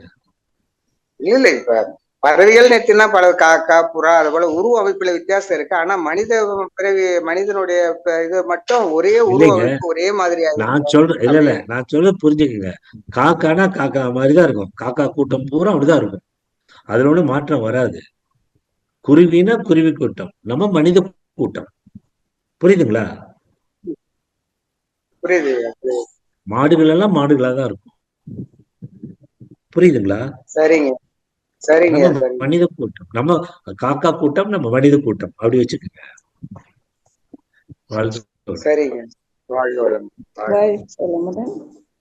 அடுத்த அன்பராக மணிமொழி, வாழ்க வளமுடன். வாழ்க வளமுடன். நீங்க எப்பவும் போல உங்களோட ஸ்பீச் ரொம்ப நல்லா இருந்ததுயா. எங்களுக்கு யூஸ்ஃபுல்லாவும் இருக்கு. அத ஃபாலோ பண்ணி நீங்க சொல்றத ஃபாலோ பண்றதுக்கு மேக்சிமம் ட்ரை பண்றேன். சார், எனக்கு வந்து இப்ப என்னுடைய பொண்ணும் டாக்டர், அவ இப்போ பீடியாட்ரிக்ஸ் படிக்கிறா, MD பீடியாட்ரிக்ஸ். அப்ப வந்து டெய்லி குழந்தைங்க எல்லாம் படுற கஷ்டத்தை பார்க்கும்போது அவளுக்கும் ரொம்ப கஷ்டமா இருக்கு. சில குழந்தைங்க எல்லாம் வந்து இப்ப அவ ஒரு குழந்தைய பத்தி சொன்னா அது வந்து SLE அஃபெக்ட் ஆயிருக்கு அப்படின்னு சொல்லிட்டு, சோ அதுக்கு கிட்னி வந்து ரொம்ப இதுவா இருக்கு, லூப்பஸ் நெஃப்ரிட்டிஸ் இருக்கு அந்த குழந்தைக்கு. சோ இப்போ ஒரு 2.5 மாசமா அது ஹாஸ்பிட்டல்ல தான் இருக்கு அந்த குழந்தை. 5 years ஓல்டு கேர்ள் பேபி. அதோட அம்மா அப்பாவும் 2.5 மாசமா ஹாஸ்பிட்டல்லே தான் இருக்காங்க. சோ அவங்க சோ ஆமா அவங்களுக்கு வேலைக்கும் போக முடியல, அவங்களுக்கு அப்பா கரெக்ட் அம்மாக்கு. கரெக்ட் சோ கரெக்ட் இன்கம் இல்ல. அப்போ அவங்களெல்லாம் நம்ம எப்படி வாழ்த்துறது? நம்ம வேதாத்திரியத்துல இருக்கோம், அவங்களுக்கு எந்த மாதிரி நம்ம ஹெல்ப் பண்ண முடியும் அப்படின்னு அவர் ரொம்ப ஃபீல் பண்ணா என்கிட்ட. நீங்க டாக்டரா இருக்கிறதுனால உங்ககிட்ட கேட்டா ஹெல்ப்ஃபுல்லா இருக்கும்னு நினைச்சேன் சார் நான். ஆமா. இப்ப சைல்டுஹுட் கேன்சர்னு ஒண்ணு வருது. நீங்க அந்த சிஸ்டமிக் டிசீஸ் பத்தி சொன்னீங்க. குழந்தைகளுக்கு கேன்சர் வருது இல்லையா? ஆமா. அது ஓரளவுக்கு குணப்படுத்த முடியும். ஆனா அந்த மருந்துகள்லாம் விலை ஜாஸ்தி. அதனால நாங்க டாக்டர்ஸ் எல்லாம் அரசாங்கத்துக்கு என்ன சொல்றோம்னா, இந்த மாதிரி தீர்க்கப்படாத நோய்கள் குழந்தைகள் வந்தால் இதற்குன்னு ஒரு தனியா ஒரு ஹாஸ்பிட்டல் வச்சு அந்த குழந்தைகளுக்கு ஃப்ரீயா ட்ரீட்மெண்ட் கொடுக்கணும். ஃபைனான்சியலா பேரண்ட்டையும் சப்போர்ட் பண்ண வேண்டியது அரசாங்கத்தின் கடமை. இது அரசாங்கம் எடுத்துக்கொள்ள வேண்டும் அப்படின்னு நாங்க ரெப்ரசன்ட் பண்ணிட்டு இருக்கோமா. Okay sir. ஏன்னா அதுக்கு ட்ரீட்மெண்ட் கொடுக்கணும். அது இல்லாம அதுக்கு ஸ்பெஷல் டாக்டர் வேணும். இப்ப எங்க ஊர்ல பார்த்தா அந்த டாக்டர் இல்ல, பெங்களூர் போனாதான் அந்த டாக்டர். அதனால அவங்க இங்க இருந்து அவங்க வேலையை விட்டுட்டு அந்த ஸ்பெஷல் டாக்டர் போனா எவ்வளவு நேரம் வெயிட் பண்ணி அவங்கள பார்த்து கன்சல்டேஷன் பார்த்து அப்புறம் அவரு அட்மிட் பண்ணி இவங்க இருக்கிற வேலையெல்லாம் விட்டுட்டு அங்க போய் அதோட இவங்களுக்கு இன்னொரு குழந்தை இருந்தா அந்த குழந்தை அனாதையா இங்க நிக்கும். அதெல்லாம் கேட்டா கண்ணுல தண்ணி வந்துரும். நீங்க ஒரு குழந்தை ஒரு அம்மா அப்பான்னு சொல்றீங்க, அவங்களுடைய அடுத்த குழந்தை. புரியுதா? இது எல்லாம் கேட்டுதான் நாங்க அரசாங்கத்திடம் கேட்கறது இதெல்லாம் ஃப்ரீயா கொடுக்கணும். தாய் தந்தையருக்கு நீங்க சப்போர்ட் பண்ணணும், இன்னொரு குழந்தையும் சப்போர்ட் பண்ணணும், கவர்மெண்ட் எடுத்துக்கணும் அப்படின்னு நாங்க சொன்னோம். இதுதான் முடியும். ஆனா கவர்மெண்ட்ல இருந்து அந்த டெசிஷன் எடுக்க எவ்வளவு டைம் ஆகும் நமக்கு தெரியாது இல்லையா? எடுக்க மாட்டேங்கிறாங்கம்மா. நாங்க நிறைய 10 வருஷமா போராடிட்டு இருக்கோம். ஓ, இப்ப நம்ம என்ன சார் செய்யலாம் இதுக்கு? அவங்களுக்கு வாழ்த்து மட்டும்தான் சொல்ல முடியுமா நம்மளால? வாழ்த்து மட்டும்தான். நீங்க பொதுமக்கள் வாழ்த்து மட்டும்தான். நாங்க டாக்டர்கள் எங்களால முடிந்த இந்த செய்து கொண்டிருக்கிறோம். நிச்சயமா ஒரு காலத்தில் கவர்மெண்ட் இதை செய்யும். ஓகே. இப்ப என் பொண்ணு அவளோட மனச பலப்படுத்திக்கணும், இன்னும் அவ தைரியமா இதெல்லாம் இல்ல நீங்க அப்படியெல்லாம் பார்த்தா, அதாவது ஒரு வியாதி வந்த குழந்தைமா நல்லா இருக்கிற ஒரு பேஷண்ட் ஆபரேட் பண்ணும்போது இறந்துருவாங்க. நான் ஆபரேஷன் பண்றேன், எனக்கு 2-3 தடவை அந்த மாதிரி ஆயிடுச்சு. அப்ப எனக்கு எப்படி இருக்கும்? கரெக்ட். புரியுதா? ஒரு குழந்தை ஒரு கேஸ் சிசேரியன், குழந்தைய வெளியே எடுத்துட்டேன், குழந்தை நல்லா இருக்கு, அம்மா இறந்துட்டாங்க. இதைய நான் எப்படி போய் வெளியே சொல்லுவேன்? அவங்களுக்கு என்ன ஆறுதல் கூற முடியும்? அந்த குழந்தையினுடைய நிலைமை என்ன? இதெல்லாம் நான் பார்த்துட்டு இருந்தா அடுத்த ஆபரேஷன் பண்ணணும். அதனால டாக்டர்களாகிய நாங்க எங்க வாழ்க்கையை தியாகம் செஞ்சுதான் ஆகணும். உங்க பொண்ணு தியாகம் செஞ்சுதான் ஆகணும். தொழிலுக்கு வந்ததுக்கு அப்புறம் கஷ்டப்படுறோம்னு சொல்றதை விட அந்த கஷ்டத்தை எப்படி நிவர்த்தி செய்ய முடியுமோ செய்யணும். அடுத்த குழந்தைக்கு செய்யறதுக்கு போயிடணும். நம்ம மனசு உடைஞ்சு உட்கார்ந்துட்டு இருந்தா அப்புறம் அந்த குழந்தைகளை யார் காப்பாத்துவாங்க? கரெக்ட். பார்த்துட்டு தான் இருக்கா அந்த மாதிரி. இருந்தாலும் சில நேரங்கள்ல சில குழந்தைகளை பார்த்தா ரொம்ப கஷ்டமா இருக்கு அப்படின்னு. நான் எங்களுக்குள்ளே அழுதுட்டு நாங்க அப்புறம் எங்க தொழிலை செய்ய வேண்டியதுதான். Okay, thank you so much sir. வாழ்க வளமுடன். வாழ்க வளமுடன். வாழ்க. நான் ஆன்லைன் கிளாஸ்ல இருக்கேன். என்ன விஷயம் சொல்லுங்க.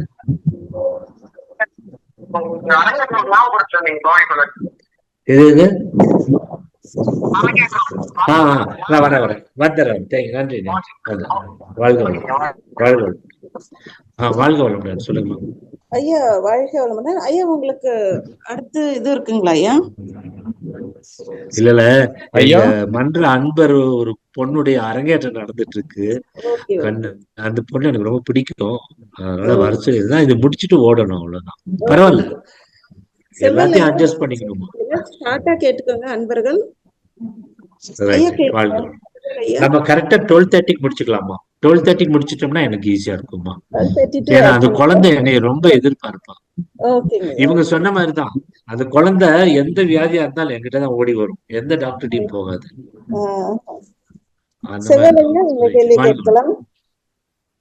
வாழ்க வளமுடன் ஐயா. ரொம்ப சிறப்பா சொன்னீங்க ஐயா. நீங்க சொல்லுங்க. உங்க அனுபவத்துல அந்த ஆணவத்தை வந்து உணர்ந்து உங்களுடைய இத நாங்களும் அதே மாதிரிதான் ஐயா. அது பிரம்மாண்டமான அடுக்குள்ள எதுவுமே தெரியல. ஆனா படிப்படியா அந்த நம்ம பயிற்சி முயற்சி தொடர்ச்சியா செய்யக்குள்ளையும் அதை வந்து நம்ம மன்றத்துல நம்ம இப்போ ஒரு காயகல்ப பயிற்சி எடுத்தாலும் ஃபர்ஸ்ட் ஸ்டேஜ் எடுக்குள்ள கொஞ்சம் ப்ராப்ளமா இருக்கு. அடுத்த ஸ்டேஜ் எடுக்குள்ள இன்னும் நிறைய இன்ஃபர்மேஷன் நம்மளுக்கு கிடைக்குது. அதுவும் நம்ம பண்ண நம்ம மகரிஷி சொன்ன நம்ம விடாம இதை செஞ்சோன்னா அதனுடைய அந்த ஆணவம் வந்து அறுபட்டு போகுது ஐயா. ரொம்ப மன மகிழ்ச்சியா தான் நம்ம மன்றத்துல எடுக்க முடியாது. மகரிஷி எந்த அளவுக்கு உணர்ந்திருக்காருன்னா நம்மளாம் பிரமிக்க ஒவ்வொரு இது எடுக்குள்ளேயே ரொம்ப நெகிழ்ச்சியா இருக்குது ஐயா. ரொம்ப சிறப்பா சொன்னீங்க ஐயா. ரொம்ப நெகிழ்ச்சி ஐயா. ரொம்ப மகிழ்ச்சி ஐயா. வாழ்த்துக்கள் ஐயா. வாழ்க்கை நீங்க டாக்டர் பார்த்துட்டு இது உண்மை. அது வயசு ஆக நம்ம தொடர்ச்சியா பண்ணிட்டு வந்தா நம்மளுடைய இது குறைஞ்சிடுதுங்க ஐயா. அந்த ஆணவன்றது கண்டிப்பா குறையுதுங்க ஐயா. அதை நான் உணர்ந்தேன் ஐயா. மகிழ்ச்சி ஐயா. இல்ல, நான் உணர்ந்தது வந்து இந்த வாழ்க்கை வாழ எனக்கு நிறைய நான் எதிர்பார்க்காத விஷயங்கள், நிறைய விஷயங்கள் எனக்கு கிடைச்சது சார். அதுதான் நான் சொல்றேன். இல்லைங்க ஐயா, நம்ம இந்த பயிற்சி நான் எனக்கு நடந்து சொல்றேங்க ஐயா. நான் வந்து என் பையனுக்கு வந்து ப்ரே பண்ணேன். ஒன்றும் இல்லை, நீட் எக்ஸாம்ல கொஸ்டின் பேப்பர் வந்து என் பையனுக்கு ஈஸியா வரணும்னு நான் கேட்டேன். அதே கொஸ்டின் பேப்பர் ஈஸியா வந்து அவர் செலக்ஷன் ஆகி உள்ள போனாரு. அதான் என்னுடைய இது கிடைச்சது. அதே மாதிரி நான் ஒரு செயல் செய்யறேன்னா, நான் தப்பு செய்யறேன்னா எனக்கே உணர்த்தி காட்டிட்டு தான் நான் தொடைய மாட்டேன். அந்த 2 ஒழுக்க பண்பாடை கரெக்டா அப்ளை பண்ணிக்கிட்டே இருக்கு. ஏன்னா அன்னன்னைக்கு தவம் பண்ணி அன்னை நைட்டு தாச்சா பண்ணாங்கள நல்லா நடக்குது ஐயா. ரொம்ப சிறப்பா மகிழ்ச்சியாவும் இருக்கு ஐயா. மகிழ்ச்சியா இருக்கு. வாழ்த்துக்கள் ஐயா. அதேதான். வாழ்க வளமுடன். ஐயாவோட ஃபோன் நம்பரை நான் சேட் பாக்ஸ்ல போட்டிருக்கேன். அன்பர்கள் தயவு செஞ்சு எடுத்துக்கிடுங்க. ஐயா கிட்ட அப்புறம் ஃப்ரீ டைம்ல நீங்க கால் பண்ணி உங்களோட ஐயா நைட் 10 மணிக்கு மேல என்னை கூப்பிடலாமா? என்னைக்குமே நைட் 10 மணிக்கு மேல நான் ஃப்ரீயா இருக்கேன். நைட் 10 மணிக்கு அப்புறமா ஐயா ஃப்ரீ ஆயிடுவாங்க. இப்ப அவங்க ஒரு நிகழ்ச்சிக்கு போக இருக்கிறதால இப்போதைக்கு நம்ம நிறைவு செய்து கொள்ளலாம். நம் கடமை அறவாழ்வின் நாட்டத்தே